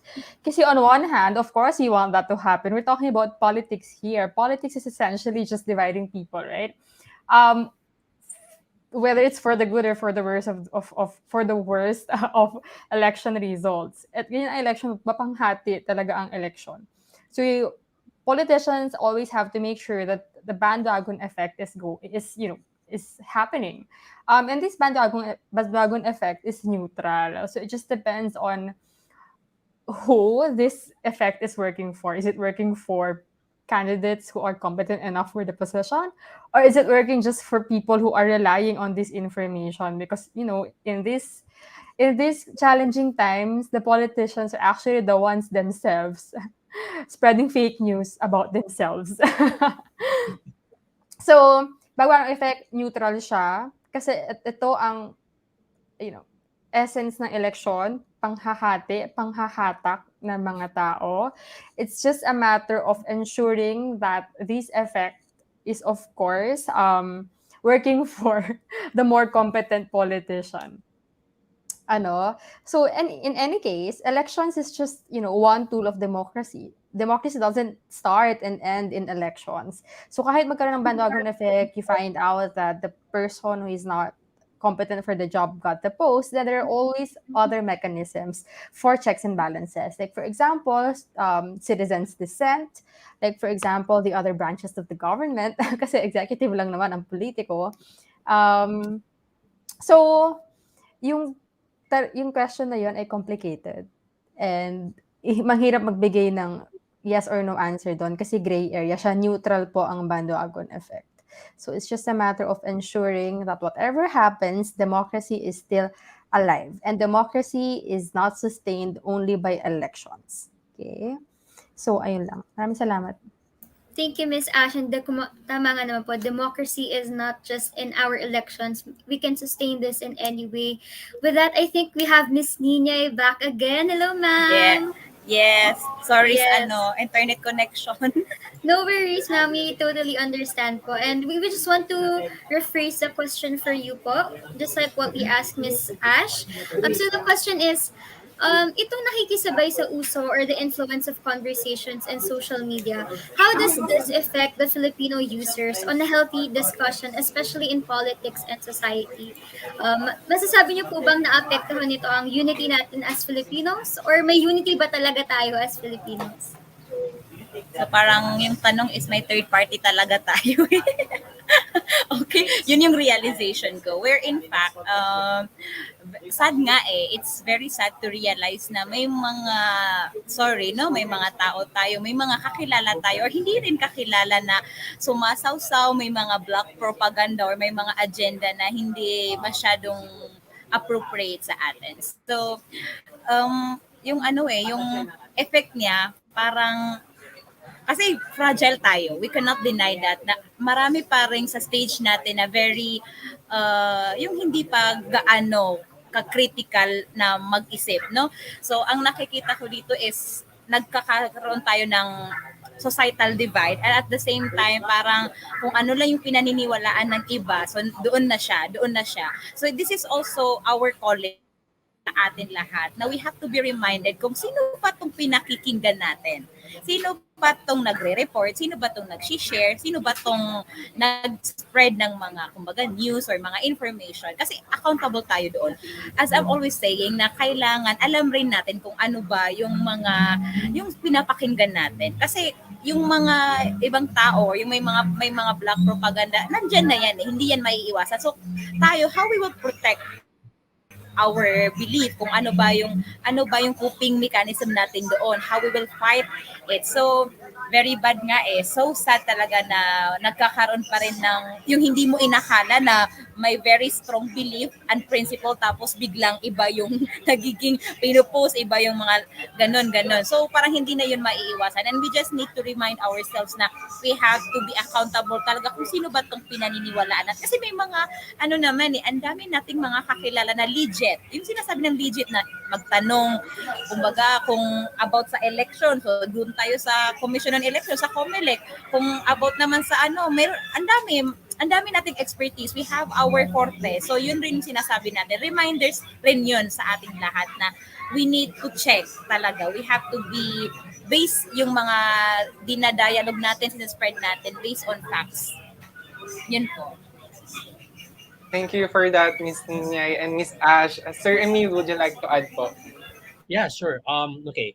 So guys, alam nyo ba na karamihan sa mga private companies, especially yung mga like pharmaceutical companies, mga nagbebenta, basically yung mga kumpanya na may nagbebenta, they spend so much of their budget on promotions and marketing rather than on research and development, rather than R&D.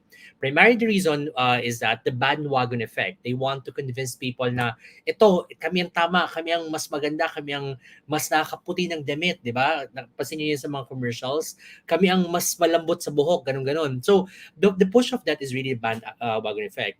If you look at it on the current situation right now, mapapansin natin na yung mga politiko na may pera, na may bottomless pit ng pera, depende kung pera nila yun o ninakaw nila sa kaban ng gobyerno. Point is, yung pera nila is ginagamit nila more so much on promotions, right?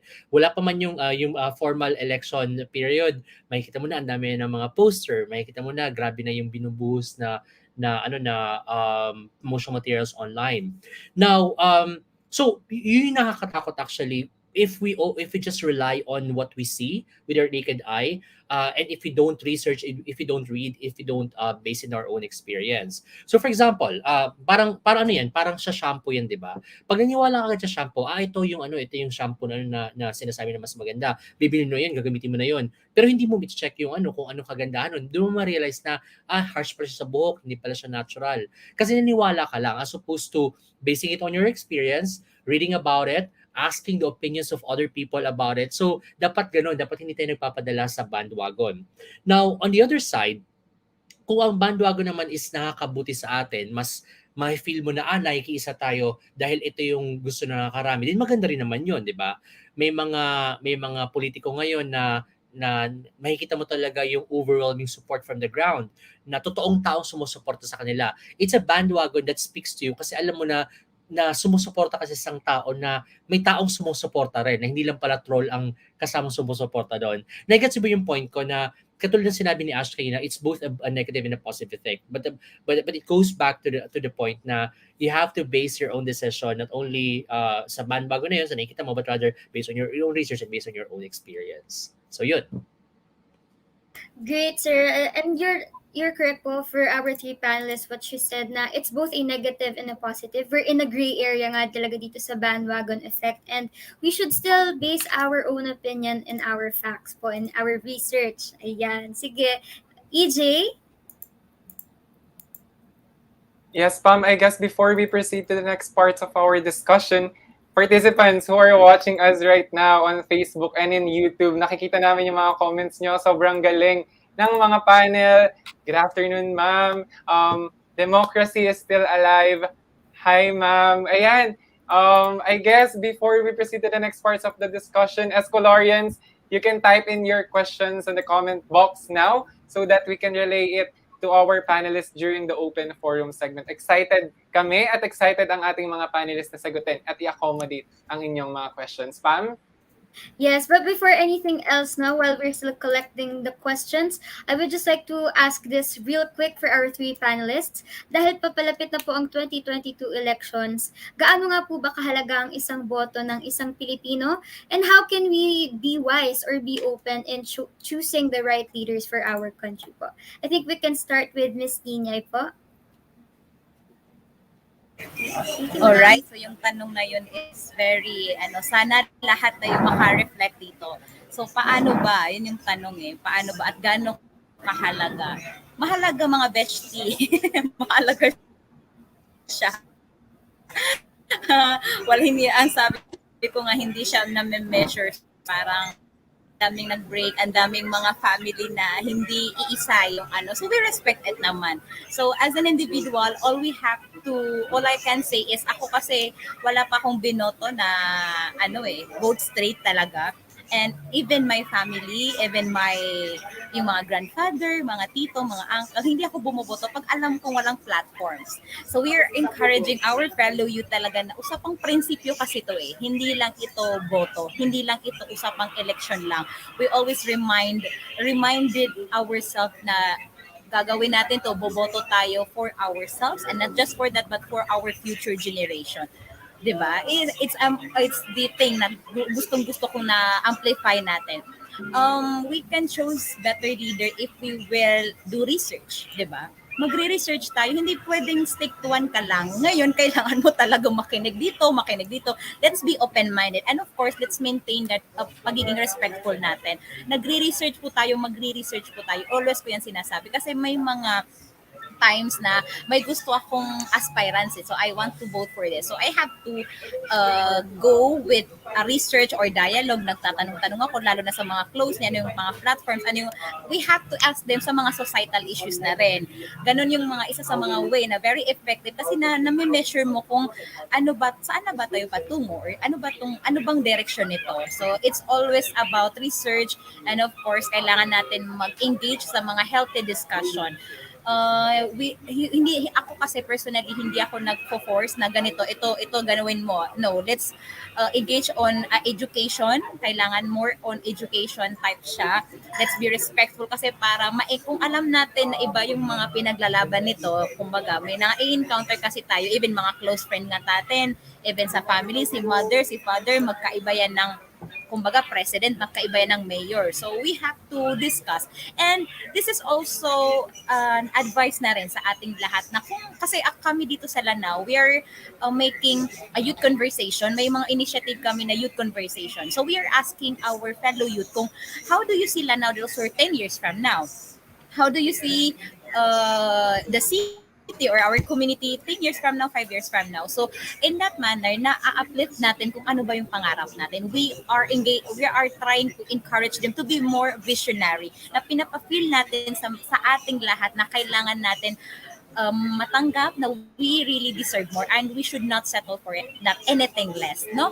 So yun yung isa sa mga kailangan natin. And of course, sana kung may youth conversation sa mga kabataan, may parents conversation rin tayo. And sana ma-encourage natin yung mga local government units natin na magkaroon ng mga ganong initiatives na non-partisan, open lang ba? Open-mindedness lang yung kailangan dito. So yun lang po.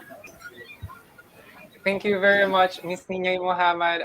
Before we proceed to Sir Emil, I just want to ask Ms. Ash the same question, or we can, Ms. Ash, what do you want po ba? We can ask, we can read some questions po in the comment section, or would you like me to read the question, or kayo po? Pwedeng magbasa na lang tayo ng one comment from the comment section, Po. and I'll answer it together with your previous. Sure, ma'am. I have here a question from I guess it came from Ralph Mariano. Sabi po niya dito, kasalanan na po bang maging apolitical sa panahon ngayon? Is it me? Charot. It's Go. not That's you, for it's you, me. Mel. Napakagandang tanong naman 'to. It's not you, it's me. Napakaganda ng tanong, sa totoo lang. Actually, hindi rin ito nalalayo dun sa sagot ko dun sa naunang tanong kanina ng hosts natin, eh. So, sabi ni Miss Ninyay kanina, bumoboto ka sa prinsipyo, 'di ba? Pero kasi 'pag sinabi natin bumoboto tayo based on principle, una, napaka-abstract niya. 'Di ba? Ang hirap niya, specifically for people who really don't have the time to sit down, reflect on what they hold dear in life, to research or to watch news, or don't have the resources to get books, to subscribe to internet connection that will give them the information to make a political stand. So, lagi din akong ano eh, lagi kong lagi ako nag-a-advocate even to myself. No, umatras kahit konti lang dun sa boboto ka para sa prinsipyo, mga ganyan. Kasi medyo abstract siya at mahirap siyang i-forward specifically for people who don't have the same resources. And then second ay, it's very stigmatized and it's very moralistic. Parang ang tunog kasi ay yung mga hindi bumoboto, mga walang pakialam sa bayan yan. Yung mga kailangan natin yung mga hamigin kasi kailangan nilang mag-participate sa democratic space, kailangan nilang magkaroon ng pakialam. Pero it's not necessarily the case na yung mga hindi mo boboto or hindi nakakaboto ay walang pakialam or na walang pinaglalaban sa buhay. 'Di ba? So, hindi naman kasalanan ang hindi pagboto, pero of course highly encouraged siya. So, hindi ito hard right or no answer. Hindi kasalanan, highly encouraged. If hindi ka boboto, you can still participate in other spheres of the democratic life. Like for example, providing checks and balances to whatever the politicians are going to do, whatever policies they are going to implement, or just ranting out, ganyan, or saying your opinions about a lot of stuff. Ito yung parang advice ko na lang din sa mga katulad ko, mga 18 years old at 19 years old out there. Boboto tayo para sa lahat ng mga nasa puso natin. Boboto tayo sa pag-ibig, boboto tayo para sa pag-ibig, boboto tayo para sa pagkakaibigan. Sabi ni Miss Ninya, boboto tayo para sa pangarap, boboto tayo para sa pamilya. Kasi lahat ng mga ito ay apektado ng politika. Sino ba yung pwede mong mahalin? 'Di ba? Kung hindi aayusin yung pandemic response, mag-friendship over pa kayo ng kaibigan mo hindi nakakabayad ng utang sa'yo, Jai. So, kailangan talaga natin bumoboto ka para sa ano yung importante sa'yo. Pag-ibig, pangarap, pamilya, prinsipyo, lahat. Ito yung rason kung bakit ka kailangan i-consider bumoto or mag-participate in any other way sa ating democratic sphere. Ay, maraming salamat po. Thank you very much, Miss Ash. And tama, politics is really part of our life. So it's part of our choices in our democratic processes. So, Miss Ash, I think you will part messages to our dearest Calorians first. Ang parting messages ko lang po, isipin po natin kung sino tayo, kung sino tayo at kung anong mahalaga sa atin. At mag-desisyon po tayo galing sa puso. Yun lang po, maraming salamat. Maraming salamat, Miss Ash. And since Miss Ash is really in a rush right now for a deadline, we'll say thank you to Miss Ash so much for contributing to this very healthy, insightful discussion. So thank you, Miss Ash. Thank you po. Thank you, Miss Ash. Ayan. Alright. We have Sir Emil and Miss Nina with Emil us. and Miss Thank you Nina so na lang much po. for today's panel discussion. But thank you, Miss Ash. Going back sa ating first question, I guess ready na rin sagutin ito ni Sir Emil. Sir Emil, would you like me to repeat the question po? Yeah, sige, go ahead. Okay po. Sa ating pong question na medyo nakaligtaan lang natin, at dahil papalapit na po ang 2022 elections, gaano nga po ba kahalaga ang isang boto ng isang Pilipino? May mga Pilipino pa rin po kasi na mas pinipiling matulog kaysa magising sa realidad na hinaharap ng bawat sektor ng ating bansa. Okay. And maraming salamat sa tanong na yan. Actually, napakaganda ng tanong na yan. I'll answer it with facts, okay? Back in 2013, I was implementing a project called Fully Able Nation. We were encouraging persons with disabilities to register and vote, right? We were able to document around 65,000 persons with disabilities to register and who actually voted in the 2013 and 2016 elections in Cebu province. So that's 65,000 in Cebu province alone. I'll just zoom in sa Cebu ha. Now, in the 2016 elections, the difference of vote from the first two candidates was only 22,656 votes. So just imagine, yung bawat isang boto na yun actually decided dun sa difference on who will be the governor and the vice governor. Now, that election was very pivotal kasi the Cebu province was racked with corruption, with issues on incompetence and all. Kasi syempre alam naman natin na yung political dynasty kasi sa Cebu province is sobrang lakas nung panahon na yun. Actually hanggang ngayon. Now, it going back to your question, ang sinasabi ko lang is that kung yung 20,656 na yun ay hindi bumoto, di ba? Whoever got elected would have been the same person, the same people, the same ones who are just, going by, coasting along sa posisyon nila. So bawat boto natin, guys, sobrang importante. Bawat boto natin, it adds up to the change that we want to see. All right? Itong naparating na election sa 2022, I'm not gonna tell you who to vote. All I'm saying is that if you feel strongly dun sa tao na gusto mong iboto, then by all means go out and vote kasi it would add up doon sa totoong tao, sa totoong boses na nagsasalapin ng vision ng kandidatong yon. Sometimes kasi 'di ba, sa sobrang ingay sa social media, sa sobrang dami ng posters sa labas ng bahay natin, hindi na natin alam kung sino nga ba talaga ang magaling, 'di ba? Sa sarili natin, sabi natin, gusto ko si ganito, gusto ko si ganyan, gusto ko si ganyan. Pero hindi kasi may isa sa katuparan or hindi magiging buhay yung pangarap natin kung hindi tayo lumabas at bumoto. Kaya very important yung bawat boto sa atin. Just to go back dun sa question kanina, yung teka, nakalimutan ko yung tanong yung tanong kay Ash kanina, but in terms of voting, vote for your dreams, tama yung sinabi ni Miss Nia kanina, but more importantly, vote for the principle that you hold dear to yourself. Okay? No one can question your principle, di ba? Kasi pinapaniwalaan mo yun. Pero again, bumabalik tayo sa usapin na para saan ka bumoboto. Naalala nyo guys yung commercial na Nescafe nga ba yun? Para kanino ka gumigising. So ang question, balik tayo dun sa para kanino ka bumoboto. Napaka-importanting tanong mo. Di ba? So yun. Wow, tama naman. Para kanino ka bumuboto. And tama, it adds up to the change that we want to see. So our vote really matters. Kahit isang boto pa yan. So thank you very much, Sir Emil, Sir Ninyay. And I think we will now proceed to our open forum segment. Yes, ma'am. I guess ito na ang much-awaited part of the program dahil kanina pa lang nung nagtatanong na tayo sa ating mga panelists ng mga general questions. Ang dami na gusto nilang itanong kay Sir Emil, gusto nilang itanong kay Miss Ninyay. And I guess we will now proceed to our open forum segment, ma'am, where the questions will be coming from our viewers from Facebook and YouTube. Our August panelists, are you ready na po ba to answer the question? Can you see it? Yeah, ready. All right, ma'am, I guess we have a first question. Yes, EJ. For our first question to Miss Ninyay, ano po ang masasabi niyo sa discussions na they are willing to end a friendship or any relationship because of their differences sa political views?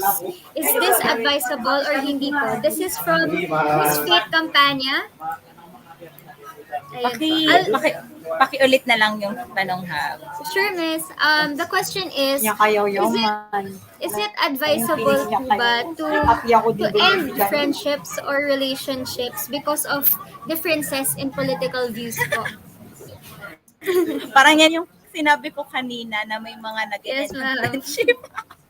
So ako, I will share what is my ano yung belief ko. Kasi ako, ang dami kong close friend, best friend pa talaga na different kami ng political views. And I think, hindi ako sang-ayon na i-end yung friendship or relationship. Bakit?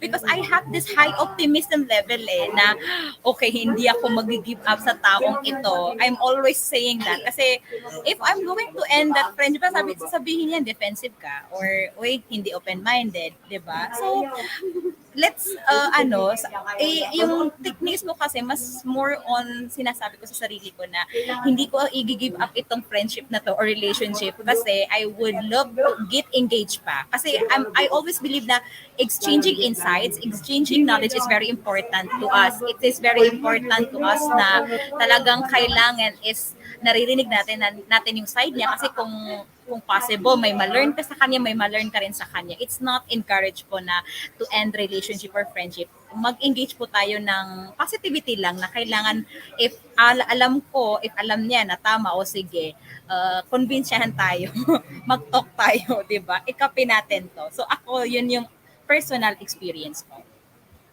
Thank you very much, Miss Ninyay. How about you po, Sir Emil? Do you agree with what Miss Ninyay said po? Yeah, of course, of course. Katulad ni Miss Ninyay, ako rin, marami akong kaibigan na taliwas sa aking paniniwala. And I have to be honest, sa una din na nasaktan ako, minsan I feel strongly about them. Minsan inaaway ko sila. And kasi it's a natural course of friendship kasi, di ba?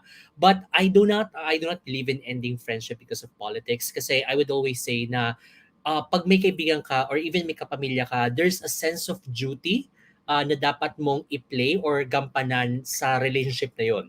Ano ba ibig sabihin ng sense of duty?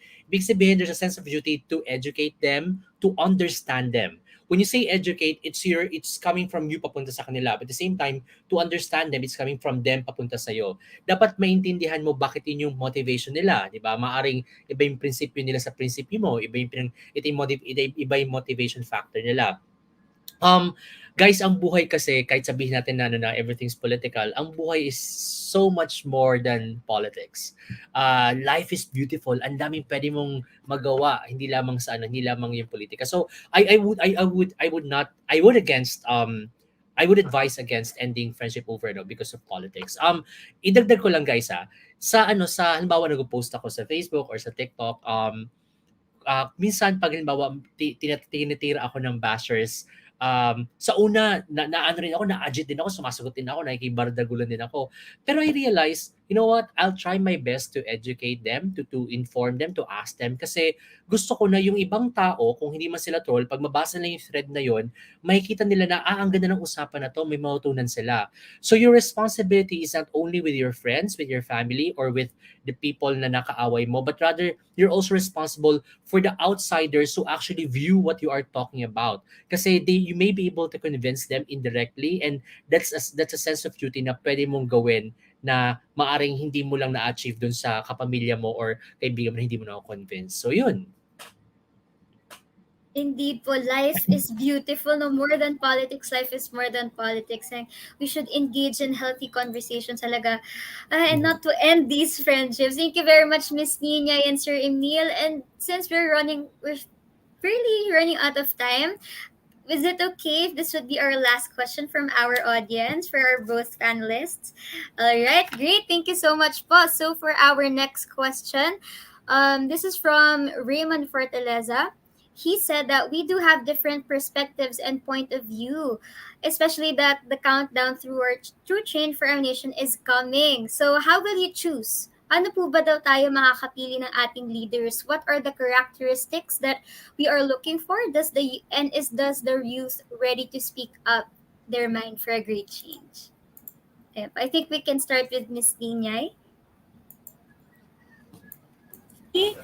So, parang pang thesis na itong I feel so glad talaga to be part of this kasi even me, I'm really learning sa mga comments. Even me, I'm asking myself now. So, yun yung tanong na how will I choose or what are the characteristics that I'm looking for as the youth is ready to speak up their mind for a great change. Ako, I would love to say na pipili ako based po sa kung ano po yung nasa Quranic verse, kung ano yung sa Sharia namin.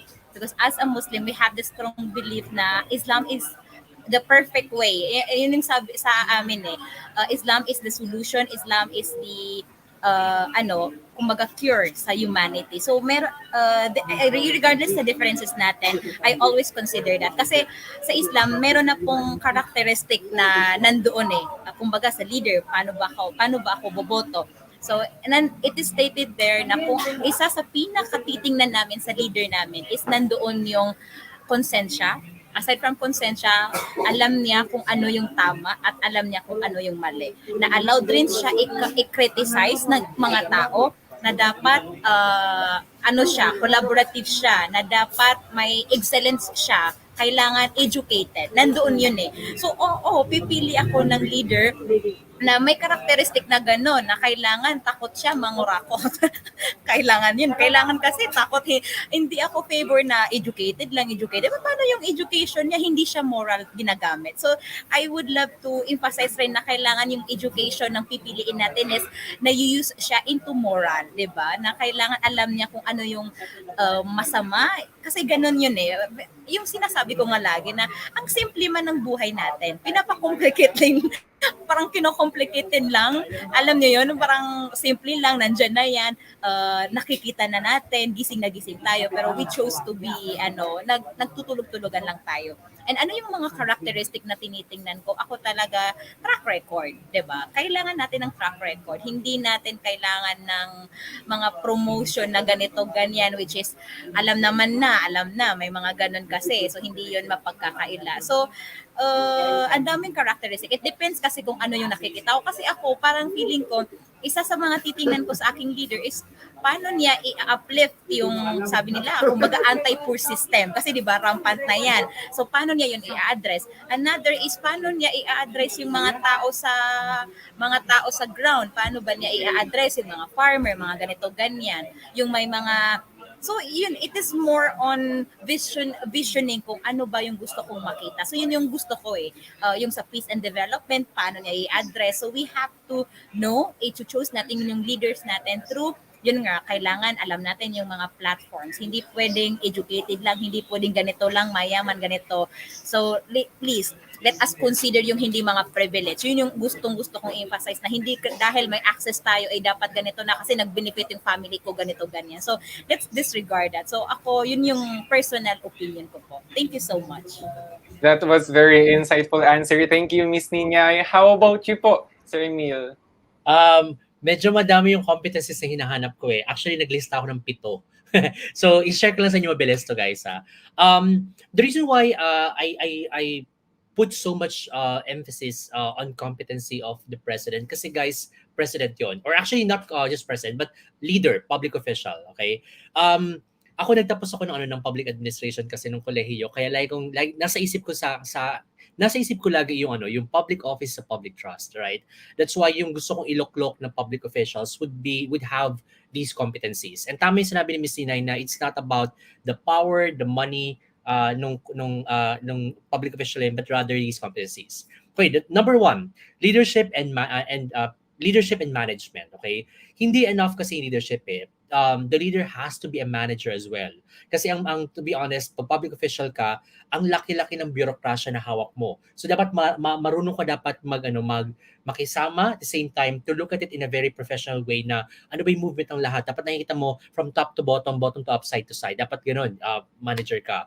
Goal-oriented. Ano bang goal-oriented? Dapat yung naluluklok na leader, dapat isinasakatuparan niya yung plataforma de gobyerno na sinabi niya from the very start. That's why it's very important sa ating guys na sa mga during the campaign, pakinggan natin, limiin natin ano mga sinasabi ng mga kampanya. At gusto natin makita na dapat nilalatag niya ba yon sa tamang pamamaraan the next 5 years or 3 years or 6 years in the government. Kasi tama yung sinasabi ni Ash kanina na maganda yung panalitan ng mga tao kasi pag hindi nila in-implement ng maayos yun, wala rin. The third is strategic initiative. Becoming a public officials needs strategy. Hindi kasi dapat na manager ka lang, dapat alam mo na itong ginagawa mo, it bounces on different sectors, di ba? Dapat may ginagawa ka para sa kababaihan, para sa mga may kapansanan, para sa mga kabataan, para sa mga magsasaka, may ngisda, mga batayang sektor ng lipunan. Hindi porket nakikinabang tayo, okay na tayo. Okay? Hindi porket komportable na tayo, okay na, magaling yung leader natin. Hindi. Isipin natin if it actually benefits all the people, especially the marginalized sector. Next is accountability. Ano ba ibig sabihin ng accountability? Dapat bilang niloklok sa sa posisyon, they are funded with the taxes of Filipino people. So ito pala guys paalala ko lang sa inyo, yung mga public officials, they're not funded by the government. Mali yun, okay? They're funded by the taxes of the Filipino people. Tayo bilang estudyante, every time we buy Starbucks, every time we buy something, we pay taxes. So part of the taxes actually goes to the funding of these public officials. So we can exact accountability from them. At gusto ko na yung public official na yun, it's okay for them to be held accountable. That's why yung Commission on Audit, di ba? Every year they do audit, and people who actually, or public officials who get high marks in the COA, yun yung magandang tignan natin. Next is professional confidence. Ano ibig sabihin ng professional confidence? Guys, the reason why students or actually public officials present to us in a very professional manner kasi gusto natin sila tingnan na kagalang-galang. Sila ay good example. Example sila ng mga kabataan, example sila ng mga anak natin, na pag nilagyan natin sila sa television or nasa ibang bansa sila, gusto naman natin na ma-proud tayo doon sa leader natin, di ba? Gusto naman natin na hindi tayo minumura, hindi tayo sinasabi na ipaparape yung mga kababaihan. Ayaw naman natin sana ng ganoon. I would always want my kids, my inaanak, na pag tumingin sila sa TV, they would be proud na ito yung gusto ko maging. And guys, the reason why there's a high crime ngayon, yung mga police brutality, police crimes, it's because they actually assimilate themselves to what they see from the top. Remember guys na ang police and military, it's a chain of command. Kung ano ang sinasabi ng commander-in-chief nila, nagre-ripple effect na yon. So going back to professional confidence, I would want a leader na sinasalamin niya yung kultura, yung tradisyon, yung relihiyon, yung basic courtesy ng bawat Pilipino. So napakaganda nun. Lastly, tinitingnan ko rin is yung sense of urgency. Okay? Very important to guys. Ano ba sabihin ng sense of urgency? Ang problema ngayon is health, right? Pangalawa, trabaho. Pangatlo, climate issue. Pang-apat, yung edukasyon na maging maayos ng pamumuno. Yun sa pagtingin ko yun yung sense of urgency na kailangan tignan. So, similarly, I would want you guys to list down ano ba yung mga sense of urgency na issues na gusto mo na matupad ng ating mga public officials. So dapat yung public officials natin sinasalamin yun. Dapat hindi sila na chill lang na magbigay ako ng public address ng alas 11 ng gabi. Guys, sino naman nakikinig ng alas 11 ng gabi, di ba? Parang ayaw naman natin ng gano'n. So going back to urgency, sumasalamin siya so kung ano ba dapat ang realidad ng buhay, na hindi lahat ay hindi walang access sa information, walang access sa resources. So kailangan na yung mga leaders natin na yon, iniisip niya in totality kung anong makakabuti sa mas nakakarami at sa mga nasangangailangan. So yun. Sorry, ang dami kong sinabi pero I hope may napulot kayo.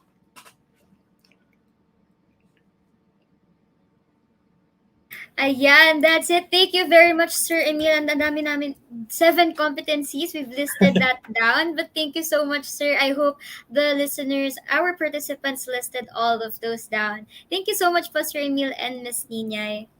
And I guess, Pam, that wraps up our open forum segment.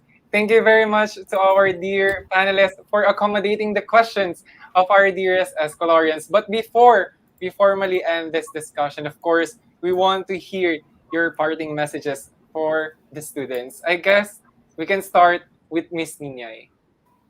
So hello everyone, again sending our greetings, Assalamualaikum warahmatullahi wabarakatuh. So last message, okay.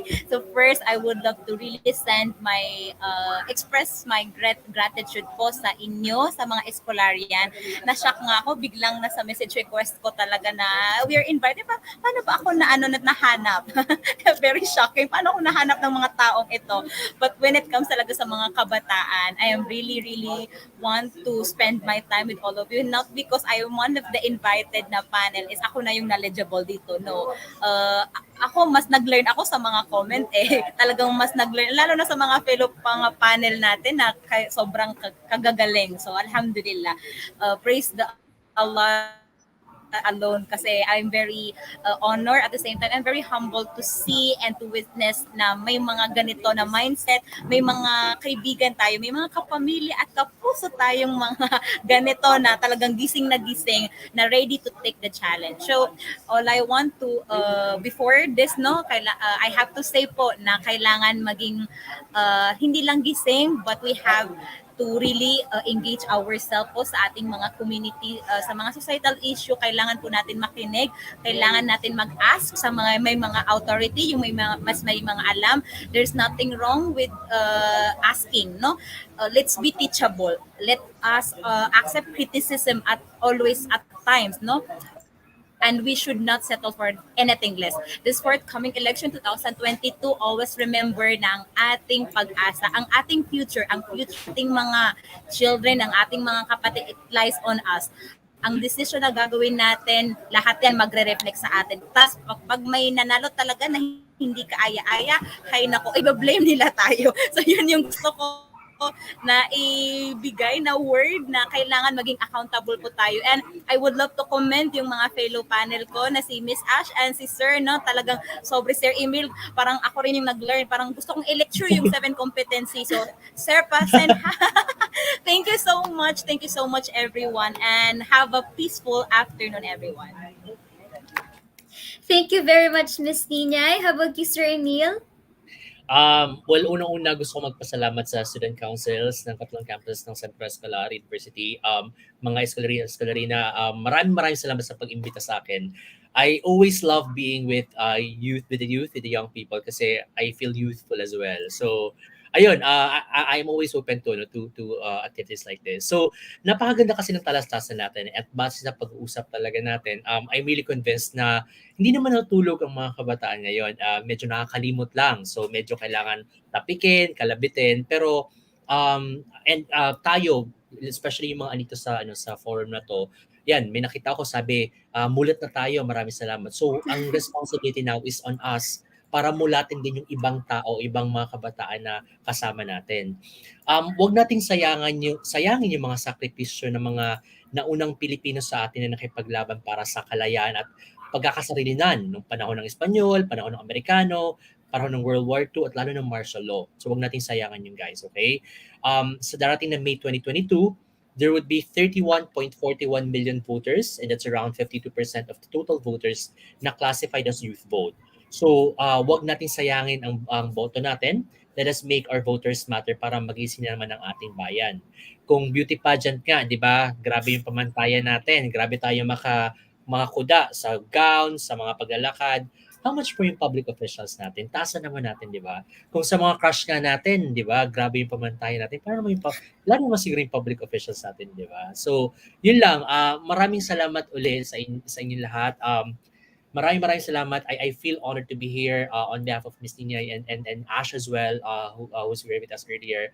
Maraming salamat sa inyong paaralan, sa inyong pamantasan at mabuhay ang kabataang Pilipino.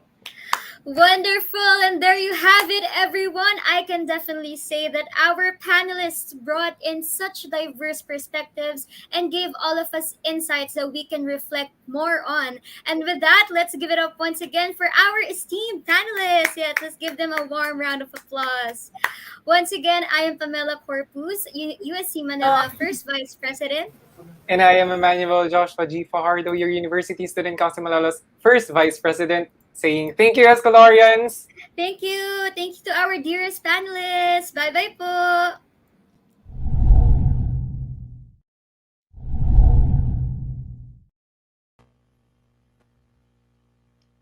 Wow, Raf, that was really an insightful discussion. Thank you so much, EJ and Pam, and of course to our panelists.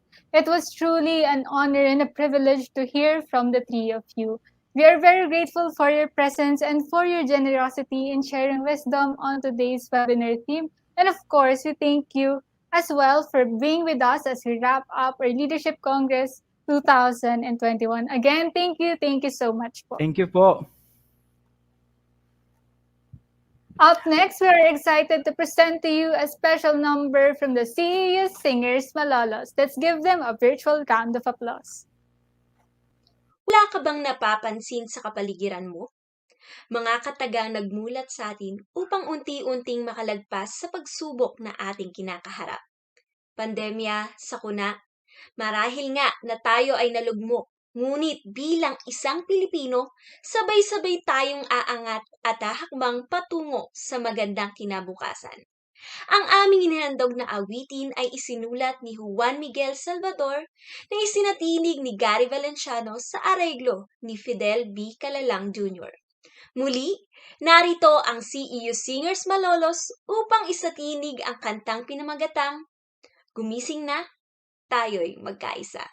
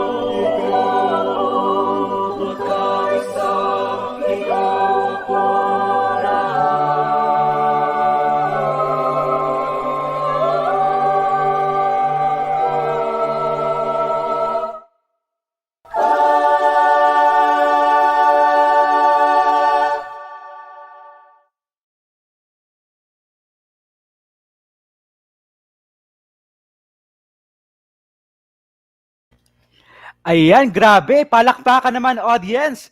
Amazing indeed. That was such an energizing and at the same time inspiring performance. Thank you very much again. See you, singers malolos. Ayan, mukhang may mga nagko-comment dito sa atin. Ang galing daw from Robert Suliman. And sa ating Yes. VP na si Dr. Maria Flordeliza El Anastasio, congratulations. See you, singers malolos. Excellent as ever. Thank you, Maestro Herman de Guzman. Ayan, thank you po. Ayan, partner, and meron pang mga nagko-comment ng mga clapping emojis dito. Thank you, Scholarians, for staying with us. Moving forward, we all know that you are all excited for this too. Our Leadership Congress raffle portion. Guys, this is your last chance to win raffle prizes. But of course, we also hope that everyone will stay tuned for other special video presentations later in the program. Yes, before heading straight to our raffle portion, of course, we would like to thank SMART for sponsoring our virtual Leadership Congress event. We actually held 2 special SMART raffles during the pre-event session for today. Also, special Giga Life app raffle winners will be announced in USC Manila's official Facebook page, CEU Manila University Student Council. So congratulations to our lucky SMART subscriber winners. Yan, and by the way, Tiffany, we would not want to miss reminding the students to visit the newly launched CU Smart Online Store. This store is exclusive to us as Escolarians for our everyday essentials in life and in our virtual classes. You can experience effortless shopping, plus free shipping nationwide by logging on to the following URLs. Yes, using your, syempre, CEU issued emails. That is why we continue to encourage you all to visit the store now and enjoy the smart products offered to us. And kindly send us a screenshot of your visit. Thank you very much, Smart.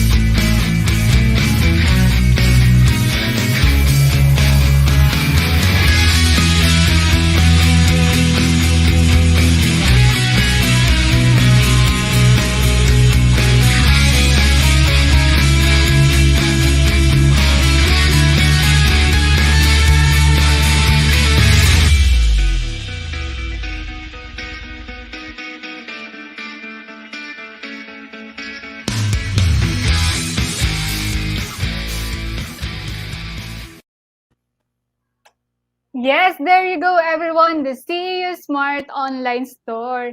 And wow, Ralph, I am so glad and excited to inform you that we now have 126 viewers. Grabe, Escolarians, thank you for staying with us until this point. So as we call back our wheel of names, we would like to inform everyone that the names from the Day 3 registration form in which you filled in before entering the webinar are your tickets to this raffle, which you will win 500 and 300 pesos worth of load, 2 study kits, 2 COVID help kits, 2 grocery packages, and the pocket Wi-Fi. Yes, grabe naman yun. Pwede ba sumali? Sana Yan, and all to, kasali. yes, talaga, true. And to claim your prize as Colorians in under 15 seconds, you guys have to screenshot your name, which was selected by the Wheel of Names, and send it to our official Facebook page together with your phone number. So now let us start our raffle. For the first winner of our COVID health kit, let us spin that wheel. Partner, feel mo saan mananalo? Saan galing ang mananalo? Manila? Makati? Yung Manila? Ayan. Congratulations to Mr. John Paulo Di Piolo. Please screenshot this and also send this to our official Facebook page with your phone number. Don't forget, Don't forget, sana all talaga nananalo. Now, for Ayan, next. congratulations, John Paulo. For our next winner of the COVID Health Kit, let's spin the wheel. Yes, spin. Ayan yung mga nagko-comment partner, sabi nila, raffle cutie daw. Yes, totoo po, Manifesting raffle raffle sila cutie. ngayon. Sana kasi kami kasali, di ba? Yes, congratulations, Banzil D and P. You may Ayan, screenshot this wheel of congratulations. names and send this to the official Facebook page of the CEU Manila University Student Council. Yeah. Also, your phone numbers, ha? Ayan, raffle cutie daw talaga. Sana all daw pa-experience ng nananalo. Now, for our next winner, ang mananalo naman ngayon is 2 winners of our study kits. Kaya, spin that wheel. Yan, go! Ayan, mga super studious na estudyante. Dasal-dasal na kayo dyan sa comment section. Sisipagin talaga sila mag-aral. Ayan. Congratulations to Miss Erica Shane P. Estacio. Did I read that right? Basta yun, congratulations. Please screenshot this and kindly send again to our CU University Manila official Facebook page together with your phone number. Ayan. Next is also one winner. Talit. Yes, for our next winner of study kit, let's spin that wheel. Yes, spin it! Sino kaya swerte? Ayan, may nagko-comment partner, pag daw di nanalo, babagsak kayo lahat ng midterm. So, ganun, damay-damay, guys. Grabe, wag po. Ayan, congratulations, Violago, Julia, Angelina C. Congratulations on winning the study kit. You may screenshot this wheel of names and message the CEU Manila University Student Council. Yes, that's right, partner. Now, grabe to. Ito talaga grabe. May paayuda ang CEU and also ang Smart. Ayan.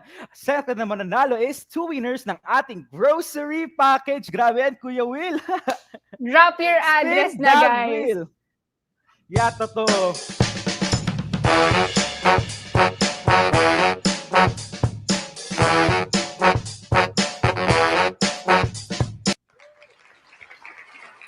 Ayan, congratulations to Aaron James, Dimitri V.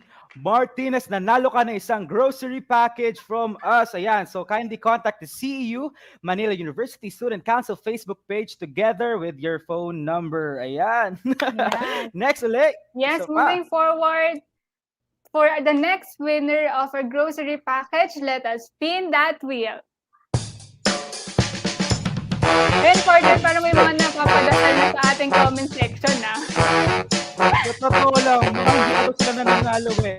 Baka tini-chance nyo, kaya stay tuned. Ayan, congratulations to Dase, Kit, and you. Screenshot mo na to kasi baka mapunta pa to sa iba. And reach out to the CEU Manila University Student Council. Congratulations, and for our next raffle.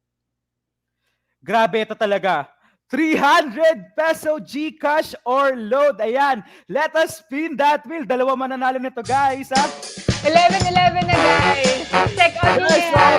Shopee, Lazada, anything you want. Sulitin ang mga vouchers na yan. Ayan. Congratulations to Vin Edris T. Hoson, ayan, congratulations, may 300 ka na GCash from Smart. Ayan, grabe talaga. Yes, and meron pa, Raf. Yes, for the next winner of 300 pesos GCash load. Yeah, grabe naman si Regine Bernales. Kung sa daw niya pang ginagawa, hindi pa siya nananalo. Don't worry, baka ito yung chance mo. Ayun na siya. The Torres, Liana, Nicole C. Congratulations, meron kang 300 pesos for GCash. Congratulations! Yes, grabe yun. Ito, medyo natin i-up yung game. Gawin naman nating 500 peso GCash or load. Check out yan, partner. Grabe sana all. Sana kami, di ba? Sana kami nanalo, di ba? Oh my God, may nagdadasal na 3 p.m. na daw kasi. True. Ayan, congratulations to Ryan Elmer C. Mueden. Ayan, congratulations. May 500 ka na. Don't worry, may isa pa tayong 500, ha? Kaya, let us spin that wheel. Ayan. Correction, Drop this your is from GCash number CU na pala. daw. This is from CU USD, yung ating prizes. Ayan, congratulations Ignacio Terence Joaquin S. Meron kang Yes. 500 pesos. Yes, Swerte naman, ma'am. sana all. Kilala ko yan, he is from CEMP dito sa CU Malolos. Ayan, so next is, last but not the least, ang ating last prize is one lucky winner of our Smart Pocket Wi-Fi. Ayan, let us spin that wheel. Go, go, go, go! Ayan, iwan nyo na to guys. Yung mga hindi makapagkakalaan ng mga internet provider. Yes, go, Tiff! Sino nanalo? Congratulations, Magahi Shane Cassandra D. Meron ka ng pocket Wi-Fi. Please do screenshot this wheel of names and reach out to the CU Manila University Student Council. Congratulations! Yes, congratulations sa lahat. Tapos na ating raffle portion. So, Tiffany, take it away. Congratulations sa lahat and congratulations to our leadership third day raffle winners and of course to all our raffle winners starting from the first day of the Congress up until the last wave of winners. For those of you who were not given a chance to win, guys, bawi na lang tayo next time. Char, but kidding aside, come on, we are still lucky and blessed in our own ways. So keep believing and working for your chance. After all the learnings we gained from this year's Leadership Congress, I can truly say that we are all winners. Yes, that is right. We are all winners. Pakinggan nyo yan sa puso nyo. We are all winners. Yan.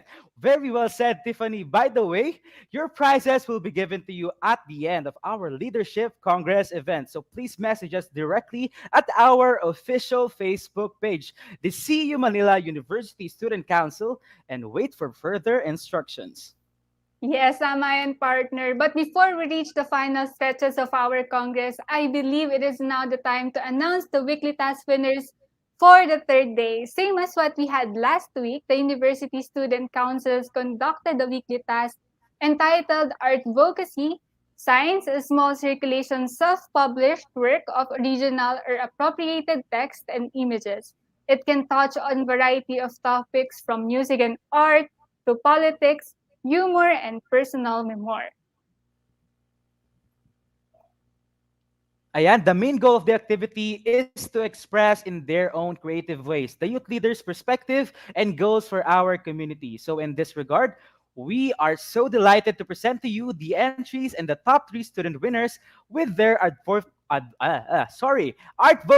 Science works. Ayan, Pro VTR.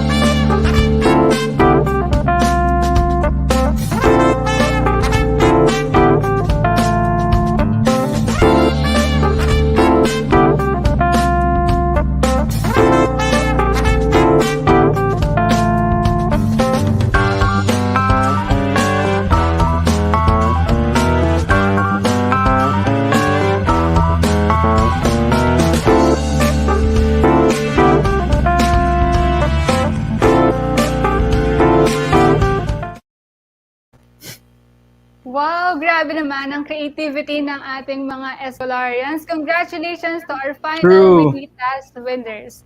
Truly, Escolarians possess a heart for the Philippines and the Filipinos. Let us continue to use our platform to reach more people and be the catalyst of change.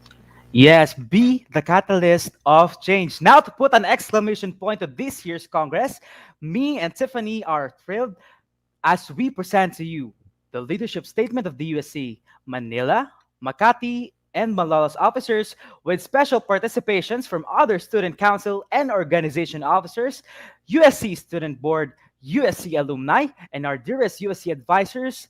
This is Sabayang Pagpikas Peace, written by USC Manila officers Jerome V. Ventinilla and Mr. Robert Julius Soliman, entitled Hiyaw.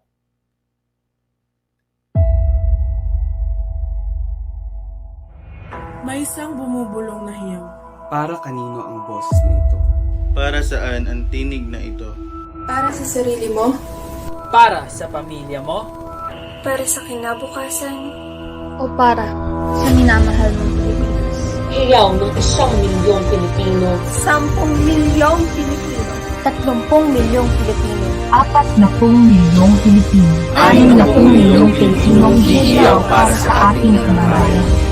60 milyong Pilipino ang may kakayahan na bumoto. May kakayahan na kumilos at baguhin ang ating kasaysayan.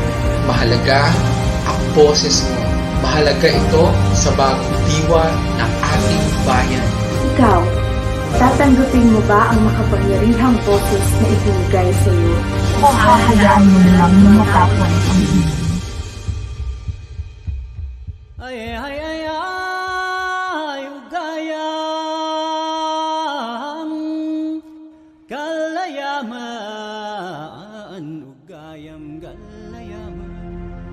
Ang boses ko ay para sa aking pamilya.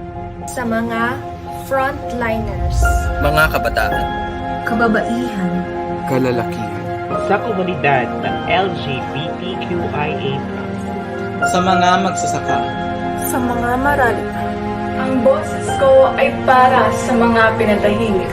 At mga tinanggalan ng karapatan sa ating lipunan. At mga tinanggalan. Mga tinanggalan ng karapatan sa ating lipunan. Sisigaw ako dahil may pangarap ako sa ating bayan. Isang bayan na kayang harapin ang pandemya ng may kahandaan. Isang bayan ng edukasyon ay hindi lamang sa mga may pribilehiyo, kundi para sa lahat ng mga kabataan.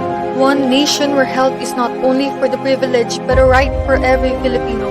Isang bayan na nire-respeto ang bawat kasarian at walang diskriminasyon. Isang bayang binibigyang importansya at sinusuportahan ang sining at kultura. Isang bayan na hindi na kailangan matakot upang ipahayag ang katotohanan. Lahat mahalaga. Lahat mahalaga. Lahat mahalaga. Lahat mahalaga.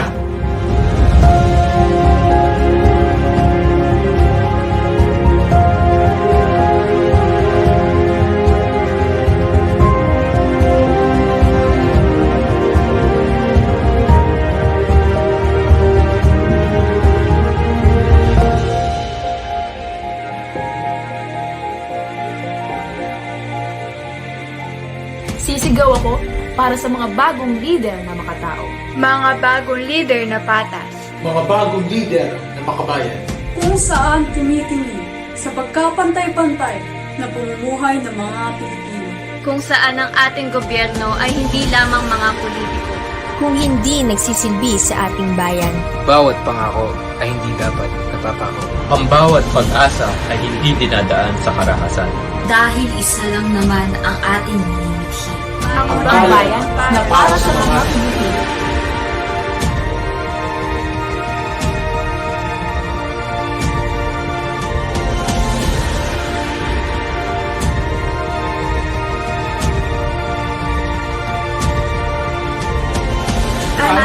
Milyong Pilipino, may boses tayo. Maging mulat sa katotohanan dahil tayo ang mga bagong bayani para sa ating bayan. Maniwala tayo sa ating Ito na ang tamang panahon upang tayo lumiyaw. Bayan, gising na! Alang sa mga trabahante. Bayan, gising na! Parahan mga malalagot. Bayan, gising na. Para legitim pinaulimin. Bayan, gising na. Para sa pagsunga edukasyon. Bayan, gising na. Para sa bagong umaga. Boboto tayo. Boboto tayo. Boboto tayo. Boboto tayo. Bayan, gising na.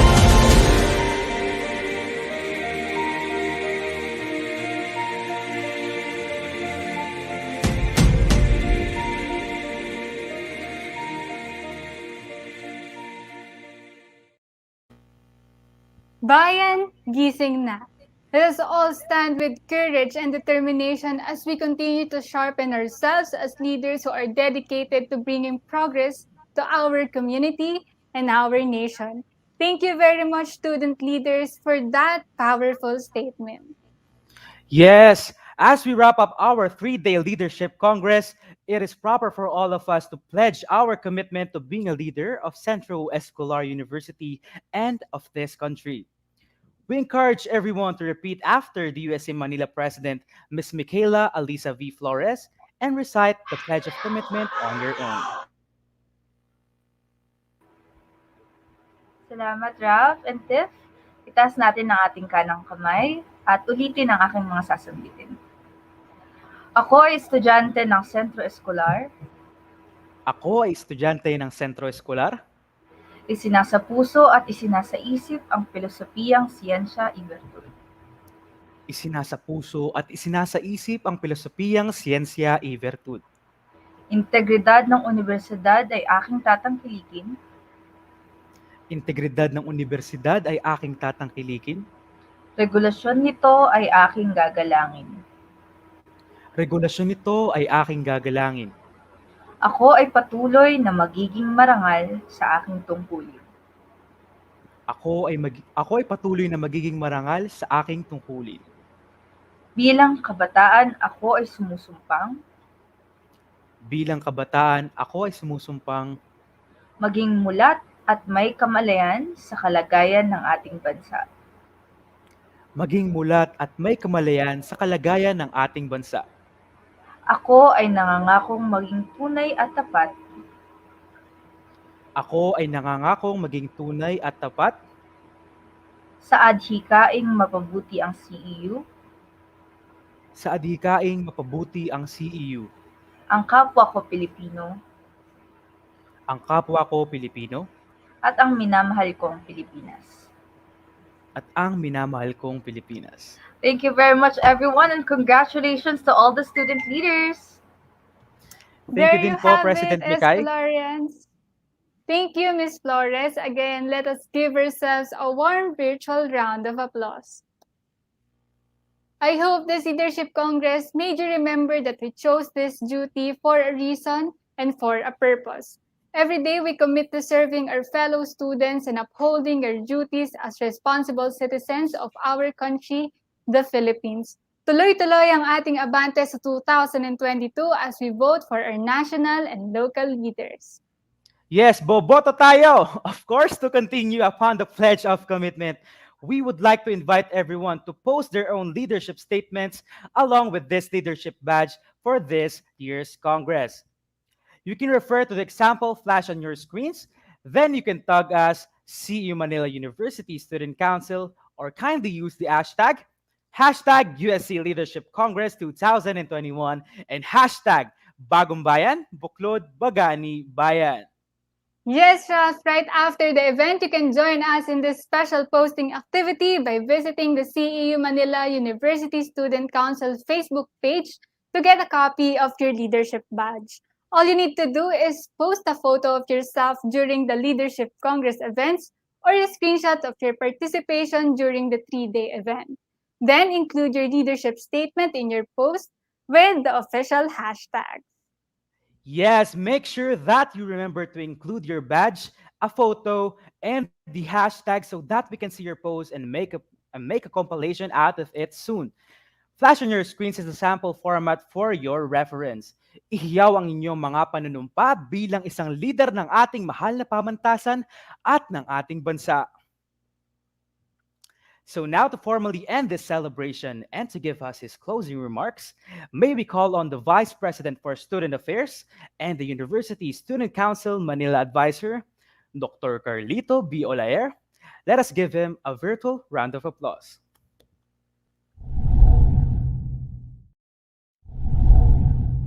Magandang hapon sa ating lahat. Ito ang ikatatlo at huling araw ng ating kongreso. Tatlong makabuluhang araw para lingunin ang nakaraan habang tayo ay naglalakbay bilang mga kabataan, bilang mga Pilipino sa bagong panahon. Biyaya nga bang matatawag ang tatlong araw na ito? Di ba't maikli lang ang kakayahan ng tao na maalaala ang nakaraan? Paano maalaala kung ayaw alamin? Kung ayaw basahin ang mga pahina ng aklat ng ating kasaysayan? Bakit bagong bayan ang tema ng ating kongreso? Hindi para balikan ang dahilan dahil bago na, iba na ang panahon. Kundi buhayin natin ang kahulugan ng kabayanihan at alay na kalayaan ng bagong bayan. Sa bandang huli, iisa lang ang daluyan ng kahapon, ngayon at bukas. Iisa lang ang daluyan ng kabataan, ng kabayanihan, ng bayan. At ito ay ang buhay mo at buhay ko, buhay nating lahat. Bilang mga Pilipino, Pilipinong kabataan, Pilipinong bayani, at Pilipinong bansa. Yan ang ating kasarinlan. If we have listened intently to our past speakers, it was emphasized that we need to know, to seek, and to find our deepest whys for us to give a sense of purpose and a sense of motivation to what we are doing here and now. Sa makatwid, kailangan lang natin ng totoong kasagutan sa tanong, bakit ako? Bakit ikaw? Bakit tayo? Bakit CEU ang pamantasan mo? Bakit Pilipinas ang bansa natin? Bakit may eleksyon? Bakit may registration? Bakit bagong bayan? Pwede rin ba nating itanong, bakit Golgota?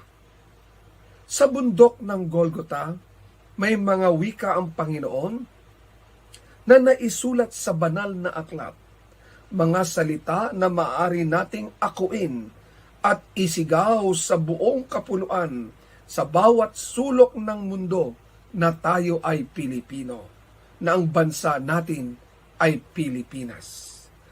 Ama, patawarin mo sila dahil hindi nila alam ang kanilang ginagawa.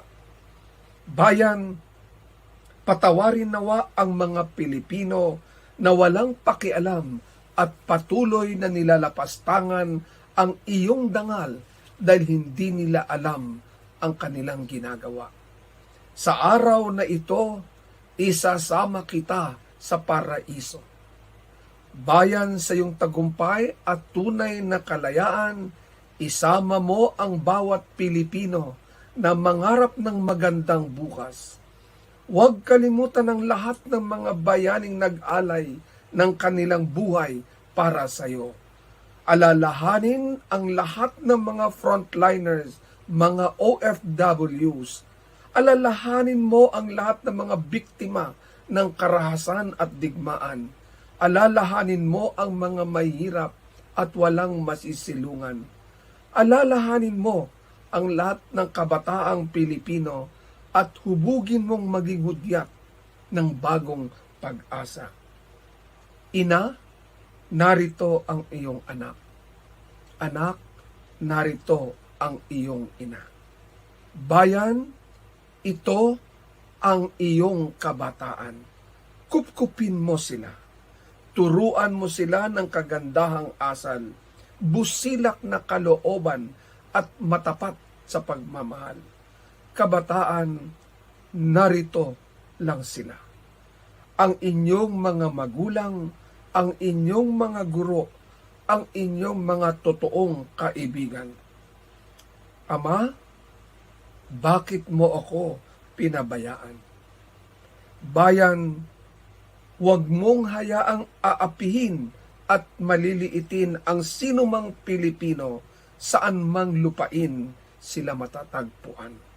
Huwag ninyong pababayaan na agawin sa lahat ng Pilipino ang kanilang kasarinlan, ang kanilang karangalan.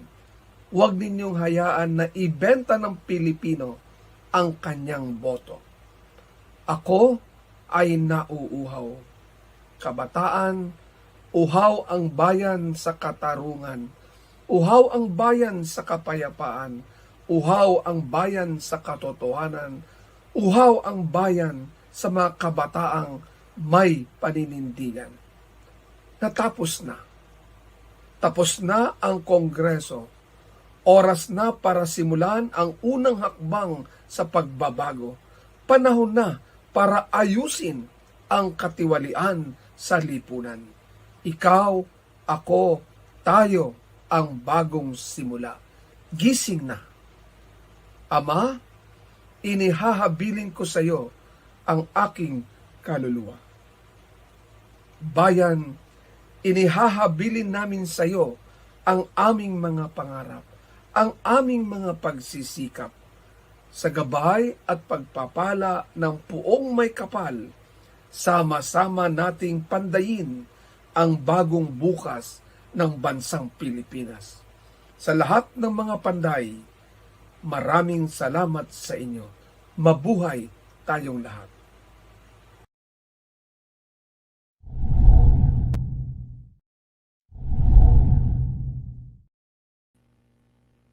Thank you so much, Dr. Laer, for that wonderful remark. Tunay na panahon na para kumilos at maging bayani ng makabagong panahon. Lumaban at wakasan ang mga dapat wakasan dahil sama-sama tayong titindig dahil sa bayan at para sa bayan. Yes, that is right, Tiffany. On the last day of our Leadership Congress, I know it would have been better to bid our farewells face-to-face and take photos with our fellow Escolarians. But I am 100% sure that everyone enjoyed the 3-day Congress and still kept memories from all the activities held. We'd also like to encourage the whole student body to support all the forthcoming events of the university and also the University Student Council Malolos, which are, first, General Assembly and dialogue with Vice President Anastasio and Malolos Coordinating Council, which will be held on November 27, 2021 at 9 a.m. to 12 noon. On the same day, November 27, 2021, will also be the first leg of our webinar series entitled Vibe Check from 1 p.m. to 3 p.m. And lastly, please do supporting of our launching of the pioneer members of our EXICOM or executive committees on November 27. So we are hoping to see you there in Service Escolarians. For more information, you may visit our official Facebook page, See You Malolos University Student Council. Make sure to spread the love and good vibes to these activities as well, just like how you support the whole Leadership Congress. Yeah. And by the way, everyone, the evaluation forms for this event will be posted right after the end of this live, and you can also see it in our comment section. Please do fill out the form and let us know your thoughts more. Yes, so okay, Tiffany, to officially end the Leadership Congress 2021, let us all sing the CU hymn to be led by the CEU Singers Malolos. Let us give them rounds of virtual claps.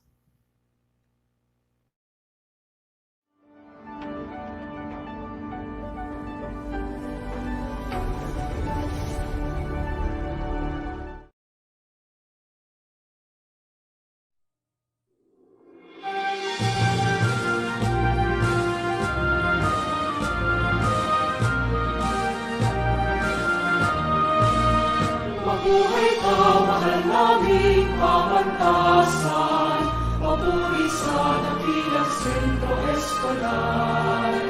Ika'y tampana ng pag-ibig sa bayan, at aghaw na sa riyak matagumpay. Parang diwa ng iyong mga hilig, lumago na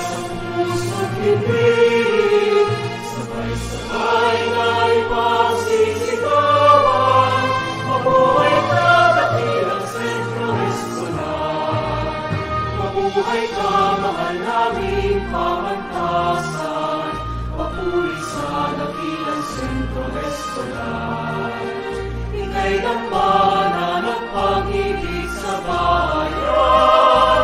At nasa iyang matagumpay, Sentro Escolar, Sentro Escolar.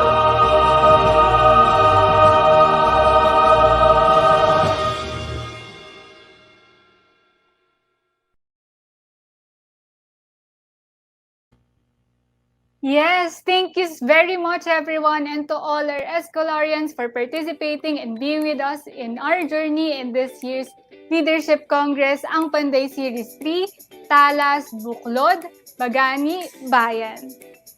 Yes, as much as we don't want this to end, we hope you enjoyed our short yet precious time together. And we also hope that we could see you at our future events and during the events of our university. So next year will be the last installment of this series, the Panday series, and we could not wait to see you there once again. Hanggang sa susunod na pagpapanday mga Escolarino at Escolarina.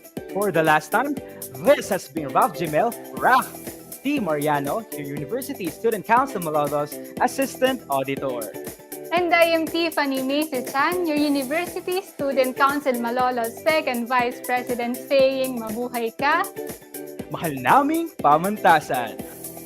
Goodbye, Thank you, Escolarians. everyone. Thank you, everyone. See you next week.